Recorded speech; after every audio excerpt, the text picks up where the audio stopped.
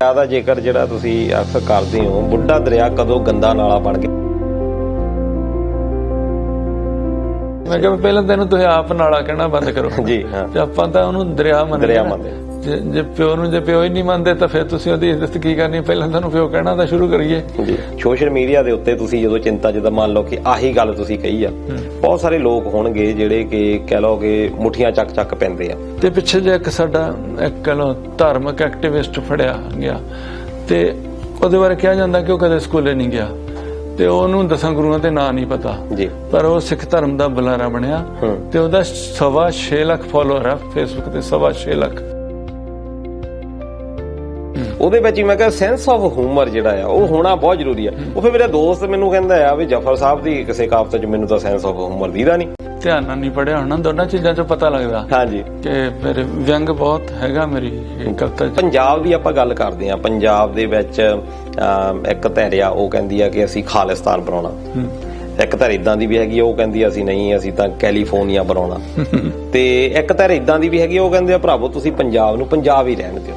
ਕਿ ਜਿੰਨਿਆਂ ਦੇ ਵੀ ਤੁਸੀਂ ਨਾਂ ਲਏ ਨਾ, ਬੇਸਿਕਲੀ ਉਹਨਾਂ ਦਾ ਕੰਮ ਲੋਕਾਂ ਨੂੰ ਬੇਵਕੂਫ ਬਣਾਉਣਾ ਹੀ ਆ, ਚਾਹੇ ਕਿਸੇ ਨੇ ਕੁਝ ਵੀ ਬਣਾਉਣਾ। ਪਰ ਮੇਰੀ ਬੇਨਤੀ ਇਹ ਆ ਸਾਰਿਆਂ ਨੂੰ ਵੀ ਜੋ ਮਰਜ਼ੀ ਬਣਾ ਲਿਓ ਪਰ ਲੋਕਾਂ ਨੂੰ ਬੇਵਕੂਫ ਨਾ ਬਣਾਓ, ਉਹਨਾਂ ਨੂੰ ਸਿਆਣੇ ਜ਼ਰੂਰ ਬਣਾਓ। ਤੁਸੀਂ ਦੇਖਿਓ ਪੰਜਾਬ 'ਚ ਜਿੰਨੇ ਵਿਆਹਾਂ ਦੇ ਕਾਰਡ ਛਪਦੇ ਆ ਉਹ ਸਾਰੇ ਅੰਗਰੇਜ਼ੀ 'ਚ ਹੁੰਦੇ ਆ, ਤੇ ਜਿੰਨੇ ਮਰਗ ਦੇ ਭੋਗ ਦੇ ਕਾਰਡ ਹੁੰਦੇ ਉਹ ਪੰਜਾਬੀ 'ਚ ਹੁੰਦੇ ਆ। ਸਹੀ ਹੈ ਤੁਹਾਡੀ ਮਤਲਬ ਭਾਸ਼ਾ ਨੂੰ ਤੁਸੀਂ ਮਰਨ ਵਾਲੇ ਹਿਸਾਬ 'ਚ ਰੱਖਿਆ ਹੋਇਆ। ਹਾਂਜੀ। ਦੂਜਾ ਸਾਡੇ ਲਿਖਾਰੀ ਵੀ ਜਿਹੜੀ ਮੈਨੂੰ ਗੱਲ ਨਹੀਂ ਚੰਗੀ ਲੱਗਦੀ ਹੁੰਦੀ, ਉਹ ਕਹਿਣਗੇ ਅਸੀਂ ਪੰਜਾਬੀ 'ਚ ਲਿਖ ਕੇ ਪੰਜਾਬੀ ਦੀ ਸੇਵਾ ਕਰਦੇ ਹਾਂ। ਜੇ ਤੁਸੀਂ ਕਿਸੇ ਚੀਜ਼ ਦੀ ਕਹੋ ਵੀ ਇਹਦੀ ਸੇਵਾ, ਉਹ ਡਾਕਟਰ ਕਹਿੰਦੇ ਹੁੰਦੇ ਨਾ ਜੇ ਬਾੜਾ ਬਜ਼ੁਰਗ ਦੇ ਜਿਹੜੀ ਬਚਣ ਦੀ ਆਸ ਨਾ ਹੋਵੇ, ਸੇਵਾ ਤਾਂ ਉਹਦੀ ਕਰੀ ਦੀ ਆ। ਉਹਦੀ ਕਹਿੰਦੇ ਵੀ ਹੁਣ ਇਹਨੂੰ ਲੈ ਜਾਓ ਘਰੇ ਸੇਵਾ ਕਰ ਲਓ। ਇਸ ਕਰਕੇ ਸਾਡੇ ਲਿਖਾਰੀ ਪੰਜਾਬੀ ਦੀ ਵੀ ਅਸੀਂ ਕਹਿੰਦੇ ਸੇਵਾ ਕਰਦੇ ਹਾਂ। ਇੰਡੋਸ ਟੀਵੀ ਦੇਖ ਰਹੇ ਸਾਰੇ ਦਰਸ਼ਕਾਂ ਦਾ ਬਹੁਤ-ਬਹੁਤ ਸਵਾਗਤ। ਦੋਸਤੋ, ਪ੍ਰੋਗਰਾਮ ਸਨਮੁਖ ਦੇ ਵਿੱਚ ਅਸੀਂ ਇਹੋ ਜਿਹੀਆਂ ਸ਼ਖਸੀਅਤਾਂ ਦੇ ਨਾਲ ਤੁਹਾਡੀ ਮੁਲਾਕਾਤ ਕਰਵਾਉਂਦੇ ਹਾਂ ਜਿਨ੍ਹਾਂ ਨੇ ਕਿ ਸਮਾਜ ਦੇ ਉਸਾਰੂਪਨ ਦੇ ਵਿੱਚ ਆਪਣੀ ਬਹੁਤ ਸਾਰਥਿਕ ਭੂਮਿਕਾ ਨਿਭਾਈ ਹੁੰਦੀ ਹੈ। ਅੱਜ ਦੇ ਇਸ ਪ੍ਰੋਗਰਾਮ ਦੇ ਵਿੱਚ ਇਹ ਸਾਡੀ ਖੁਸ਼ੀ ਵਾਲੀ ਗੱਲ ਹੈ ਕਿ ਬਹੁਤ ਪੰਜਾਬੀ ਦੇ ਵੱਡੇ ਉੱਘੇ ਵਿਦਵਾਨ ਸਰਦਾਰ ਜਸਵੰਤ ਸਿੰਘ ਜਫਰ ਜੀ ਉਹ ਪਹੁੰਚੇ ਹੋਏ ਨੇ ਤੇ ਅੱਜ ਅਸੀਂ ਰੂਬਰੂ ਉਹਨਾਂ ਦੇ ਨਾਲ ਤੁਹਾਨੂੰ ਕਰਵਾਵਾਂਗੇ। ਸਰਦਾਰ ਜਸਵੰਤ ਸਿੰਘ ਜਫਰ ਕਿਸੇ ਜਾਣ ਪਹਿਚਾਣ ਦੇ ਮੁਹਤਾਜ ਨਹੀਂ ਹੈਗੇ। ਤੁਸੀਂ ਆਮ ਤੌਰ ਦੇ ਉੱਤੇ ਉਹਨਾਂ ਦੀਆਂ ਕਵਿਤਾਵਾਂ ਸੋਸ਼ਲ ਮੀਡੀਆ ਦੇ ਉੱਤੇ ਹੀ ਪੜ੍ਹਦੇ ਹੋ, ਕਿਤਾਬਾਂ ਵੀ ਉਹਨਾਂ ਦੀਆਂ ਆ ਚੁੱਕੀਆਂ ਨੇ, ਉਹ ਵੀ ਤੁਸੀਂ ਪੜ੍ਹਦੇ ਹੋ, ਤੇ ਨਾਲ ਦੀ ਨਾਲ ਉਹ ਚਿੰਤਾ ਵੀ ਪ੍ਰਗਟ ਕਰਦੇ ਨੇ। ਆਲੋਚਨਾਤਮਕ ਜਿਹੜੀ ਉਹਨਾਂ ਦੀ ਪਕੜ ਆ ਉਹ ਵੀ ਬੜੀ ਮਜ਼ਬੂਤ ਆ, ਤੇ ਨਾਲ ਦੀ ਨਾਲ ਕਾਰਟੂਨਿਸਟ ਵੀ ਉਹ ਹੈਗੇ ਨੇ। ਤੇ ਅੱਜ ਆਪਾਂ ਮੁਲਾਕਾਤ ਜਿਹੜੀ ਆ ਜਸਵੰਤ ਸਿੰਘ ਜਫਰ ਉਹਨਾਂ ਦੇ ਨਾਲ ਕਰਵਾਵਾਂਗੇ ਕਿ ਜਿਹੜੇ ਕਿ ਅੱਜ ਕੱਲ੍ਹ ਆਸਟ੍ਰੇਲੀਆ ਦੇ ਟੂਰ ਦੇ ਉੱਤੇ ਨੇ। ਸਤਿ ਸ਼੍ਰੀ ਅਕਾਲ ਜਸਵੰਤ ਸਿੰਘ ਜਫਰ ਜੀ, ਤੇ ਬਹੁਤ-ਬਹੁਤ ਸਵਾਗਤ ਹੈ ਤੁਹਾਡਾ ਆਸਟ੍ਰੇਲੀਆ ਦੀ ਧਰਤੀ ਤੇ। ਸ਼ੁਕਰੀਆ। ਤੇ ਪਹਿਲਾਂ ਤਾਂ ਸਭ ਤੋਂ ਪਹਿਲਾਂ ਤੁਹਾਡੇ ਨਾਲ ਮਿਲਣ ਦਾ ਸਬੱਬ ਤਾਂ ਵੈਸੇ ਉੱਥੇ ਮਿਲ ਗਿਆ ਸੀ 35ਵੀਆਂ ਸਿੱਖ ਗੇਮਸ ਦੇ ਵਿੱਚ। ਸਿੱਖ ਖੇਡਾਂ ਦੇ ਵਿੱਚ ਤੁਹਾਡੀ ਸਪੀਚ ਵੀ ਦੇਖੀ, ਖਾਸ ਤੌਰ ਦੇ ਉੱਤੇ ਸਿੱਖ ਫਾਰਮ ਦੇ ਵਿੱਚ। ਕਿਹੋ ਜਿਹਾ ਰਿਹਾ ਤਜਰਬਾ? ਵੈਸੇ ਸਾਡੇ ਜਿਹੜੇ ਦਰਸ਼ਕ ਆ ਉਹਨਾਂ ਨੇ ਸਾਡੀ ਸਪੀਚ ਦੇਖੀ ਵੀ ਆ, ਫੀਡਬੈਕ ਵੀ ਬਹੁਤ ਵਧੀਆ ਆਈ ਆ ਕਿ ਕਾਫੀ ਤੁਸੀਂ ਚਿੰਤਾ ਜਾਂ ਚਿੰਤਨ ਉਹਦੇ ਵਿੱਚ ਕੀਤਾ ਆ। ਕਿਹੋ ਜਿਹਾ ਤੁਹਾਡਾ ਐਕਸਪੀਰੀਅੰਸ ਰਿਹਾ ਇਹਨਾਂ ਗੇਮਸ ਵਿੱਚ? ਖੇਡਾਂ ਮੈਂ ਪਹਿਲੀ ਵਾਰੀ ਸ਼ਾਮਲ ਹੋਇਆ, ਪਹਿਲੀ ਵਾਰ ਦੇਖਿਆ। ਹਾਲਾਂਕਿ ਆਸਟ੍ਰੇਲੀਆ 'ਚ ਮੈਂ ਦੂਜੀ ਵਾਰੀ ਆਇਆ ਸੀ ਜੀ, ਤੇ ਪਰ ਮੈਨੂੰ ਦੇਖ ਕੇ ਚੰਗਾ ਲੱਗਾ ਜੀ ਕਿ ਏਡੇ ਵੱਡੇ ਪੱਧਰ ਤੇ ਕਿਸੇ ਵੱਡੇ ਨੇਸ਼ਨ ਦੇ ਨੈਸ਼ਨਲ ਲੈਵਲ ਤੇ ਕਮਿਊਨਿਟੀ ਨੇ ਆਪਣੇ ਆਪ ਨੂੰ ਕਿਸੇ ਇਵੈਂਟ ਲਈ ਇਸ ਪੱਧਰ ਤੇ ਆਰਗੇਨਾਈਜ਼ ਕੀਤਾ ਹੋਵੇ। ਉਹ ਕਿਸੇ ਹੋਰ ਦੇਸ਼ 'ਚ ਨਹੀਂ, ਮਤਲਬ ਪੰਜਾਬ ਜਾਂ ਹਿੰਦੁਸਤਾਨ 'ਚ ਵੀ ਨਹੀਂ ਹੈ। ਅਮਰੀਕਾ ਕੈਨੇਡਾ 'ਚ ਸਾਡੀ ਕਮਿਊਨਿਟੀ ਦਾ ਜਿਹੜਾ ਸਾਈਜ਼ ਹੈ ਇੱਥੇ ਨਾਲ ਵੱਡਾ ਆ, ਪਰ ਉਹਨਾਂ ਨਾਲੋਂ ਵੀ ਬਿਹਤਰ ਤਰੀਕੇ ਨਾਲ ਆਰਗੇਨਾਈਜ਼ਡ ਹੋ। ਖਾਸ ਤੌਰ ਤੇ ਉਹਦੀ ਜਿਹੜੀ ਇੰਟੈਂਸ਼ਨ ਆ ਬੱਚਿਆਂ ਦੇ ਭਵਿੱਖ ਨੂੰ ਲੈ ਕੇ ਕਿ ਉਹ ਬਿਹਤਰ ਹੋਵੇ, ਉਹ ਚੰਗੇ ਹੋਣ, ਤਕੜੇ ਹੋਣ, ਸਿਆਣੇ ਹੋਣ, ਉਹਨਾਂ ਗੱਲਾਂ ਨੂੰ ਲੈ ਕੇ ਜਿਹੜਾ ਪ੍ਰੋਗਰਾਮ ਫਰੇਮ ਹੋਇਆ, ਇਹਦੇ ਪਿੱਛੇ ਜਿਹੜੀ ਮਕਸਦ ਆ ਉਹ ਮੈਨੂੰ ਬਹੁਤ ਚੰਗਾ ਲੱਗਾ ਜੀ। ਖਾਸ ਤੌਰ ਤੇ ਜਦੋਂ ਅਸੀਂ ਗੱਲ ਹਰ ਚੀਜ਼ ਦੇ ਵਿੱਚ ਸੁਧਾਰਾਂ ਦੀ ਜਿਹੜੀ ਲੋੜ ਰਹਿੰਦੀ ਆ, ਕਿ ਸੁਧਾਰ ਜਿਹੜੇ ਆ ਉਹਦੇ ਵਿੱਚ ਕੀਤੇ ਜਾ ਸਕਦੇ ਆ। ਚਿੰਤਾ ਇਸ ਵੇਲੇ ਇਹਨਾਂ ਸਿੱਖ ਫਾਰਮ ਦੇ ਵਿੱਚ ਵੀ ਜਾਂ ਗੇਮਸ ਵਿੱਚ, ਕਿਉਂਕਿ ਸਾਡੀ ਜਿਹੜੀ ਉੱਥੇ ਦੀ ਪੀੜ੍ਹੀ ਆ ਉਹ ਗੇਮਾਂ ਤੋਂ ਬਿਲਕੁਲ ਟੁੱਟਦੀ ਜਾ ਰਹੀ ਆ। ਕੀ ਇੱਥੋਂ ਸੰਦੇਸ਼ ਲੈ ਕੇ ਤੁਸੀਂ ਪੰਜਾਬ ਵਾਪਸ ਜਾਣਾ ਚਾਹੁੰਦੇ ਹੋ, ਜਾਂ ਉੱਥੇ ਕੀ ਇਹਦੀ ਐਗਜ਼ਾਮਪਲ ਜਾਂ ਰੈਫਰੈਂਸ ਕਿਸ ਤੌਰ ਦੇ ਉੱਤੇ ਦੇਖਦੇ ਹੋ? ਕਈ ਗੱਲਾਂ ਗੇਮਾਂ ਤੋਂ ਬਿਨਾਂ ਵੀ ਬਹੁਤ ਚੀਜ਼ਾਂ ਨੇ ਆਸਟ੍ਰੇਲੀਆ 'ਚ ਜਿਹੜੀਆਂ ਦੇਖੀਆਂ ਜਾ ਸਕਦੀਆਂ ਜੀ। ਮਤਲਬ ਪੰਜਾਬੀ ਤੋਂ ਬਿਨਾਂ ਵੀ ਮਨੁੱਖ ਦੇ ਤੌਰ ਤੇ ਵੀ ਦੇਖੀਆਂ ਜਾ ਸਕਦੀਆਂ। ਜਿਵੇਂ ਕੁਦਰਤ ਦੀ ਹਾਲਤ ਬਿਹਤਰ ਆ, ਤੇ ਮੈਨੂੰ ਕੋਈ ਪੁੱਛਦਾ ਜਿਵੇਂ ਮੈਂ ਨਿਊਜ਼ੀਲੈਂਡ ਵੀ ਗਿਆ, ਉੱਥੇ ਤੁਹਾਨੂੰ ਇੱਥੇ ਦਾ ਕੀ ਵਧੀਆ ਲੱਗਾ, ਤੇ ਮੈਂ ਕਹਿੰਦਾ ਨਾ ਤੁਹਾਡਾ ਅਸਮਾਨ ਤੇ ਬੱਦਲ ਸਭ ਤੋਂ ਵਧੀਆ ਲੱਗੇ, ਤੇ ਸਾਡਾ ਅਸਮਾਨ ਬਹੁਤ ਕਾਲਾ ਹੋਇਆ, ਸਾਡੇ ਤਾਰੇ ਨਹੀਂ ਦਿਸਦੇ, ਤੇ ਸਾਡਾ ਜਿਹੜਾ ਦ੍ਰਿਸ਼ ਇੰਨਾ ਸੁੰਦਰ ਨਹੀਂ, ਨਜ਼ਰ ਹੀ ਨਹੀਂ ਆਉਂਦਾ, ਇੰਨਾ ਮਿੱਟੀ ਹੁੰਦਾ। ਤੇ ਉਹਦੇ ਲਈ ਅਵੇਅਰ ਹੋਣ ਦੀ, ਉਹਦੇ ਲਈ ਸਾਂਝੇ ਤੌਰ ਤੇ ਸੰਵੇਦਨਸ਼ੀਲ ਹੋਣ ਦੀ ਲੋੜ ਆ। ਉਹ ਅਸੀਂ ਉੱਥੇ ਕਈ ਵਾਰੀ ਲੱਗਦਾ ਹੁੰਦਾ ਜਿਹੜੇ ਸਿਸਟਮ 'ਚ ਤੁਸੀਂ ਫਸੇ ਹੁੰਦੇ ਆ, ਤੁਹਾਨੂੰ ਲੱਗਦਾ ਹੁੰਦਾ ਕੁਝ ਹੋ ਨਹੀਂ ਸਕਦਾ। ਦੂਜੀ ਥਾਂ ਤੇ ਜਦ ਬਿਹਤਰ ਦਿੰਦੇ ਆ, ਤੁਹਾਨੂੰ ਲੱਗਦਾ ਵੀ ਇਹਨਾਂ ਦਾ ਵੀ ਹੈਗਾ ਹੀ ਆ, ਸਾਡੇ ਵੀ ਹੋ ਸਕਦਾ। ਜਿਵੇਂ ਤੁਹਾਡੇ ਸਾਰੇ ਸ਼ਹਿਰਾਂ, ਜਿਵੇਂ ਮੈਲਬੌਰਨ 'ਚ ਵੀ, ਇੱਥੇ ਵੀ ਗੋਲਡ ਕੋਸਟ ਵਿੱਚ ਵੀ ਤੁਹਾਡੇ ਦਰਿਆ ਸ਼ਹਿਰਾਂ ਦੇ ਵਿੱਚੋਂ ਦੀ ਵਗਦੇ ਆ। ਤੁਹਾਡੇ ਬ੍ਰਿਸਬੇਨ ਦੇ ਵੀ ਦਰਿਆ ਜਿਹੜੇ ਸ਼ਹਿਰਾਂ ਦੇ ਵਿੱਚੋਂ ਦੀ ਵਗਦੇ ਆ, ਬਹੁਤ ਸਾਫ਼ ਵਗਦੇ, ਤੇ ਉਹਨਾਂ ਸ਼ਹਿਰਾਂ ਦੀ ਸੁੰਦਰਤਾ 'ਚ ਵਾਧਾ ਕਰਦੇ ਆ, ਕਿਉਂਕਿ ਉਹ ਉਸਰੇ ਸ਼ਹਿਰ ਦਰਿਆਵਾਂ ਦੇ ਕੰਢਿਆਂ ਤੇ ਹੀ। ਦੁਨੀਆ ਦੇ ਤਕਰੀਬਨ ਸਾਰੇ ਸ਼ਹਿਰ ਹੀ ਦਰਿਆਵਾਂ ਦੇ ਕੰਢਿਆਂ ਤੇ ਉਸਰੇ ਹੁੰਦੇ ਆ। ਸਾਡੇ ਵੀ ਸ਼ਹਿਰਾਂ 'ਚੋਂ ਦਰਿਆ ਲੰਘਦੇ ਆ, ਲੁਧਿਆਣੇ 'ਚੋਂ ਬੁੱਢਾ ਦਰਿਆ ਲੰਘਦਾ, ਪਟਿਆਲੇ 'ਚੋਂ ਘੱਗਰ ਲੰਘਦਾ, ਬਟਾਲੇ ਫਾਂਸਲੀ ਲੰਘਦੀ ਆ ਨਾ, ਏਦਾਂ ਹੀ ਹੋਰ ਸ਼ਹਿਰਾਂ 'ਚੋਂ। ਤੇ ਪਰ ਉਹਨਾਂ ਦੀ ਹਾਲਤ ਬਹੁਤ ਮਾੜੀ ਆ, ਜਿਹਦੇ ਲਈ ਅਸੀਂ ਪਿਛਲੇ 5-4 ਸਾਲ ਤੋਂ ਉਹਨਾਂ ਲੋਕਾਂ ਨੂੰ ਸੈਂਸਿਟਾਈਜ਼ ਕਰਨ ਲਈ ਲੱਗੇ ਵੀ ਹੋਏ ਆ ਕਿ ਉਹਦੇ ਲਈ ਲੋਕ ਸੰਵੇਦਨਸ਼ੀਲ ਹੋਣ। ਉਹ ਇੱਥੋਂ ਇਹਨਾਂ ਦੇ ਦੇਖ ਕੇ ਸਾਨੂੰ ਜ਼ਿਆਦਾ ਐਨਰਜੀ ਮਿਲਦੀ ਆ, ਜਾਂ ਇੱਕ ਮਾਡਲ ਲੱਗਦਾ ਵੀ ਕਿੱਦਾਂ ਕੀ ਹੋ ਸਕਦਾ, ਕਿੰਨੀਆਂ ਸੰਭਾਵਨਾਵਾਂ ਨੇ ਉਹਨੂੰ ਠੀਕ ਕਰਨ ਦੀਆਂ, ਉਹ ਦੇਖ ਕੇ ਵਧੀਆ ਲੱਗਦਾ ਜੀ। ਤੇ ਜਿੱਦਾਂ ਤੁਸੀਂ ਵਾਤਾਵਰਨ ਦੀ ਗੱਲ ਕੀਤੀ, ਤੁਸੀਂ ਸ਼ੁੱਧਤਾ ਦੀ ਗੱਲ ਕੀਤੀ ਆ, ਪੰਜਾਬ ਦੇ ਵਿੱਚ ਜਦੋਂ ਕਰੋਨਾ ਟਾਈਮ ਚੱਲਦਾ ਸੀ, ਫੈਕਟਰੀਆਂ ਬੰਦ ਹੋ ਗਈਆਂ ਸੀ, ਬਹੁਤ ਸਾਰੇ ਜਿਹੜੇ ਲੋਕ ਆ ਉਦੋਂ ਉਹਨਾਂ ਨੇ ਇਹ ਦੇਖਿਆ ਸਾਡੇ ਨਾਲ ਸਾਫ਼ ਆ, ਤੇ ਇੱਕ ਤਰ੍ਹਾਂ ਦੇ ਨਾਲ ਪਰ ਉਹਨੂੰ ਮੇਨਟੇਨ ਫੇਰ ਕਰ ਨਹੀਂ ਪਾਏ, ਉਹਨੂੰ ਰੱਖ ਨਹੀਂ ਪਾਏ, ਜਦ ਕਿ ਇਹ ਪਤਾ ਲੱਗ ਗਿਆ ਕਿ ਅਸੀਂ ਕਿੰਨਾ ਪੋਲੂਟਡ ਉਹਨੂੰ ਕਰ ਚੁੱਕੇ ਹਾਂ। ਉਹ ਬਿਜ਼ਨਸ ਆ, ਜਾਂ ਜਿੱਦਾਂ ਦੀ ਸਾਡੀ ਇੰਡਸਟਰੀਲਾਈਜੇਸ਼ਨ ਆ, ਜਾਂ ਜਿੱਦਾਂ ਦਾ ਸਾਡਾ ਰਹਿਣ ਸਹਿਣ ਦਾ ਤਰੀਕਾ ਹੈ, ਜਾਂ ਸਾਡਾ ਕੁਦਰਤ ਨਾਲ ਸੰਬੰਧ ਆ, ਉਹ ਠੀਕ ਨਹੀਂ ਹੈਗਾ। ਇਹ ਸਾਨੂੰ ਬਹੁਤ ਚੰਗੀ ਤਰ੍ਹਾਂ ਉੱਤੇ ਪਤਾ ਲੱਗ ਗਿਆ, ਕਿਉਂਕਿ ਕੁਦਰਤ ਨੇ ਉਸ ਪਾਸੇ ਨੂੰ ਜੋ ਕੁਝ ਅਸੀਂ ਕਰਦੇ ਸੀ ਉਹਨੂੰ ਬ੍ਰੇਕ ਲਾਤੀ, ਸਾਨੂੰ ਮਤਲਬ ਬੰਦ ਕਰ ਦਿੱਤਾ। ਉਦੋਂ ਬਾਅਦ ਉਹਨਾਂ ਆਪਣੇ ਦਰਸ਼ਨ ਕਰਾਏ ਕਿ ਮੂਲ ਰੂਪ ਵਿੱਚ ਸਾਰਾ ਕੁਝ ਸਾਡੇ ਕੋਲ ਵੀ ਬਹੁਤ ਵਧੀਆ ਸਾਡੇ ਕੋਲ ਹੈ। ਉਦੋਂ ਸਾਡੇ ਵੀ ਅਸਮਾਨ ਦੀਆਂ ਮੈਂ ਸੋਸ਼ਲ ਮੀਡੀਆ ਤੇ ਫੋਟੋਆਂ ਸਾਂਝੀਆਂ ਕੀਤੀਆਂ ਸੀ ਕਿ ਅਸਮਾਨ ਉਹੀ ਆ, ਸਾਡੇ ਵੀ ਬੱਦਲ ਅਸਮਾਨ ਬਹੁਤ ਸੋਹਣੇ ਆ, ਇਹ ਅਸੀਂ ਖਰਾਬ ਕੀਤੇ। ਉਹ ਜੁਦੀ ਗੱਲ ਹੈ ਵੀ ਅਸੀਂ ਉਹ ਤੋਂ ਸੋਝੀ ਲਈਏ ਨਾ ਲਈਏ, ਹਨਾ, ਕਿਉਂਕਿ ਇਹ ਚੀਜ਼ਾਂ ਖਰਾਬ ਕੀਤੀਆਂ ਹੁੰਦੀਆਂ ਮਨੁੱਖਾਂ ਨੇ ਰਲ ਕੇ, ਇਕੱਲੇ ਕਿਸੇ ਵਰਗ ਨੇ ਨਹੀਂ ਕੀਤੀਆਂ ਹੁੰਦੀਆਂ, ਹਰ ਛੋਟੇ ਬੰਦੇ ਤੋਂ ਲੈ ਕੇ ਵੱਡੇ ਬੰਦੇ ਨੇ ਰਲ ਕੇ ਖਰਾਬ ਕੀਤੀਆਂ ਹੁੰਦੀਆਂ, ਤੇ ਇਹਨਾਂ ਨੂੰ ਠੀਕ ਵੀ ਸਾਰੇ ਰਲ ਕੇ ਹੀ ਕਰ ਸਕਦੇ ਹੁੰਦੇ ਆ, ਸਰਕਾਰਾਂ ਵੀ, ਲੋਕ ਵੀ, ਸਿਵਲ ਸੁਸਾਇਟੀ ਵੀ, ਅਦਾਰੇ ਵੀ, ਸੰਸਥਾਵਾਂ ਵੀ। ਤੇ ਉਹ ਸਬਕ ਸਾਨੂੰ ਚੰਗਾ ਮਿਲਿਆ ਉਹਦੇ ਵਿੱਚ। ਉੱਥੇ ਸਾਨੂੰ ਮਤਲਬ ਇੱਕ ਸਮੇਂ 'ਚ ਮਿਲਿਆ, ਇੱਥੇ ਤੁਹਾਡੇ ਕੋਲ ਜਦ ਮਰਜੀ ਆ ਕੇ ਦੇਖ ਕੇ ਉਹ ਸਬਕ ਅਸੀਂ ਲੈ ਸਕਦੇ ਹਾਂ ਜੀ। ਤੇ ਬੁੱਢੇ ਦਰਿਆ ਦਾ ਜ਼ਿਕਰ ਜਿਹੜਾ ਤੁਸੀਂ ਅਕਸਰ ਕਰਦੇ ਹੋ, ਬੁੱਢਾ ਦਰਿਆ ਕਦੋਂ ਗੰਦਾ ਨਾਲਾ ਬਣ ਗਿਆ, ਇਹ ਵੀ ਸ਼ਾਇਦ ਇੱਕ ਸਾਡੀ ਨਲਾਇਕੀ ਦਾ ਇੱਕ ਸਬੂਤ ਆ। ਬਿਲਕੁਲ। ਤੇ ਕਦੀ ਜਾਣਿਆ ਜਾਂਦਾ ਸੀ, ਜਾਨੀ ਜਦੋਂ ਅਸੀਂ ਬਚਪਨ 'ਚ ਹੁੰਦੇ ਇਹਨੂੰ ਬੁੱਢਾ ਦਰਿਆ ਹੀ ਕਹਿੰਦੇ ਸੀ, ਤੇ ਅੱਜ ਜੇ ਅਸੀਂ ਜਾਈਏ ਤਾਂ ਉਹਦਾ ਨਾਂ ਹੀ ਗੰਦਾ ਨਾਲਾ, ਪਰ ਉਹ ਤੋਂ ਵੀ ਅਸੀਂ ਉਹਨੂੰ ਸਿੱਖਿਆ ਨਹੀਂ ਕਿ ਬੁੱਢੇ ਨਾਲੇ ਨੂੰ ਜਾਂ ਗੰਦੇ ਨਾਲੇ ਨੂੰ ਬੁੱਢੇ ਦਰਿਆ ਦੇ ਵਿੱਚ ਕਿੱਦਾਂ ਤਬਦੀਲ ਕਰੀਏ। ਹਾਂ, ਉਹਦੇ ਲਈ ਵੀ ਐ ਸੀ ਕੁਝ ਇੱਕ ਉੱਥੇ ਲਾਈਫ ਲਾਈਨ ਫਾਊਂਡੇਸ਼ਨ ਇੱਕ NGO ਆ, ਤੇ ਉਹਨਾਂ ਨੇ ਉਹ ਮੈਨੂੰ ਜਦੋਂ ਉਹਨੇ ਅਪਰੋਚ ਕੀਤਾ ਸੀ ਵੀ ਉਹਦੇ 'ਚ ਉਹਨਾਂ ਦੇ ਉਹਦੇ 'ਚ ਇਹੀ ਲਿਖਿਆ ਹੋਇਆ ਸੀ ਆਪਣੇ ਸਲੋਗਨ 'ਚ ਕਿ ਟੂ ਮੇਕ ਬੁੱਢਾ ਦਰਿਆ ਪੋਲਿਊਸ਼ਨ, ਬੁੱਢਾ ਨਾਲਾ ਪੋਲਿਊਸ਼ਨ ਫਰੀ। ਮੈਂ ਕਿਹਾ ਪਹਿਲਾਂ ਤਾਂ ਇਹਨੂੰ ਤੁਸੀਂ ਆਪ ਨਾਲਾ ਕਹਿਣਾ ਬੰਦ ਕਰੋ ਜੀ, ਤੇ ਆਪਾਂ ਤਾਂ ਉਹਨੂੰ ਦਰਿਆ ਮੰਨਦੇ। ਜੇ ਪਿਓ ਨੂੰ ਜੇ ਪਿਓ ਹੀ ਨਹੀਂ ਮੰਨਦੇ ਤਾਂ ਫਿਰ ਤੁਸੀਂ ਉਹਦੀ ਇੱਜ਼ਤ ਕੀ ਕਰਨੀ, ਪਹਿਲਾਂ ਤੁਹਾਨੂੰ ਪਿਓ ਕਹਿਣਾ ਤਾਂ ਸ਼ੁਰੂ ਕਰੀਏ। ਤੇ ਉੱਥੋਂ ਏਦਾਂ ਹੀ ਸ਼ੁਰੂ ਹੋਇਆ, ਮਤਲਬ ਉਹਦੇ ਸਭ ਤੋਂ ਪਹਿਲਾਂ ਅਸੀਂ ਸਟਾਰਟ ਹੀ ਇੱਥੋਂ ਕੀਤਾ ਸੀ ਕਿ ਉਹਨੂੰ ਨਾਲਾ ਕਹਿਣ ਦੀ ਬਜਾਏ ਦਰਿਆ ਕਹੀਏ, ਕਿਉਂਕਿ ਉਹ ਦਰਿਆ ਹੀ ਸੀਗਾ ਜੀ। ਤੇ ਉਦੋਂ ਬਾਅਦ ਕੁਛ ਐਕਟੀਵਿਟੀ ਹੋਈ ਤੇ ਉਹ ਕੁਛ ਚੱਲ ਰਿਹਾ, ਕੁਛ ਨਾ ਕੁਛ, ਕਿਉਂਕਿ ਤੁਹਾਨੂੰ ਲੱਗੇ ਰਹਿਣਾ ਪੈਂਦਾ ਜੀ, ਤੇ ਉਹਦੇ ਲਈ ਲੱਗੇ ਰਹੇ ਆ। ਉਹਦਾ ਜਿੰਨੇ ਕੁ ਅਸੀਂ ਲੱਗੇ ਰਹੇ ਉਹਨੇ ਕੁ ਨਤੀਜੇ ਆ ਗਏ, ਜੇ ਹੁਣ ਲੱਗੇ ਰਹਾਂਗੇ ਹੋਰ ਚੰਗੇ ਆ ਜਾਣਗੇ ਜੀ। ਤੇ ਅਸੀਂ ਆਸ ਕਰਦੇ ਹਾਂ ਕਿ ਇੱਦਾਂ ਤੁਸੀਂ ਲੱਗੇ ਰਹੋ। ਤੇ ਖਾਸ ਤੌਰ ਦੇ ਉੱਤੇ ਸੋਸ਼ਲ ਮੀਡੀਆ ਦਾ ਜ਼ਮਾਨਾ ਹੈ ਜੀ, ਸੋਸ਼ਲ ਮੀਡੀਆ ਦੇ ਉੱਤੇ ਤੁਸੀਂ ਜਦੋਂ ਚਿੰਤਾ, ਜਿੱਦਾਂ ਮੰਨ ਲਓ ਕਿ ਆਹੀ ਗੱਲ ਤੁਸੀਂ ਕਹੀ ਆ, ਬਹੁਤ ਸਾਰੇ ਲੋਕ ਹੋਣਗੇ ਜਿਹੜੇ ਕਿ ਕਹਿ ਲਓ ਕਿ ਮੁੱਠੀਆਂ ਚੱਕ ਪੈਂਦੇ ਆ। ਅੱਜ ਕੱਲ੍ਹ ਸੋਸ਼ਲ ਮੀਡੀਆ ਦੇ ਉੱਤੇ ਕੁਛ ਲਿਖਣਾ, ਕੁਛ ਪਾਉਣਾ, ਜਾਂ ਕਿਸੇ ਵੀ ਪ੍ਰਤੀ ਚਿੰਤਾ ਕਰਨੀ, ਜਾਂ ਕਿਸੇ ਵੀ ਚੀਜ਼ ਨੂੰ ਜਾਂ ਆਲੋਚਨਾਤਮਕ ਕੋਈ ਪਕੜ ਕਿਸੇ ਚੀਜ਼ ਦੇ ਉੱਤੇ ਬਣਾਉਣੀ, ਉਹਦਾ ਬਹੁਤ ਜ਼ਿਆਦਾ ਰਿਸਪੌਂਸ ਜਿਹੜਾ ਭੈੜਾ ਆਉਂਦਾ। ਖਾਸ ਤੌਰ ਤੇ ਤੁਸੀਂ ਜਿਹੜਾ ਬਹੁਤ ਚਿੰਤਨ ਕਰਦੇ ਹੋ, ਲਿਖਦੇ ਹੋ, ਚਿੰਤਾ ਜ਼ਾਹਰ ਕਰਦੇ ਹੋ, ਤੁਹਾਡੇ ਫੋਲੋਅਰਸ ਵੀ ਨੇ, ਪਰ ਕਈ ਵਾਰੀ ਕੀ ਹੁੰਦਾ ਜਿਹੜੀ ਨੈਗੇਟਿਵਿਟੀ ਆ ਉਹ ਪ੍ਰਭਾਵਿਤ ਨਹੀਂ ਕਰਦੀ ਮਾਈਂਡ ਨੂੰ, ਜਾਂ ਤੁਸੀਂ ਆਪਣੇ ਆਪ ਨੂੰ ਕਿੱਦਾਂ ਇੰਨਾ ਜ਼ਿਆਦਾ ਪੋਜ਼ਿਟਿਵ ਰੱਖ ਲਿਆ ਕਿ ਉਹਨੂੰ ਤੁਹਾਨੂੰ ਫਰਕ ਨਹੀਂ ਕੋਈ ਪੈਂਦਾ। ਉਹ ਸੁਭਾਵਕ ਆ ਨਾ, ਅਸਲ ਵਿੱਚ ਅਸੀਂ ਵਿਦਿਆ 'ਚ ਬਹੁਤ ਪਿਛੜ ਗਏ ਜੀ।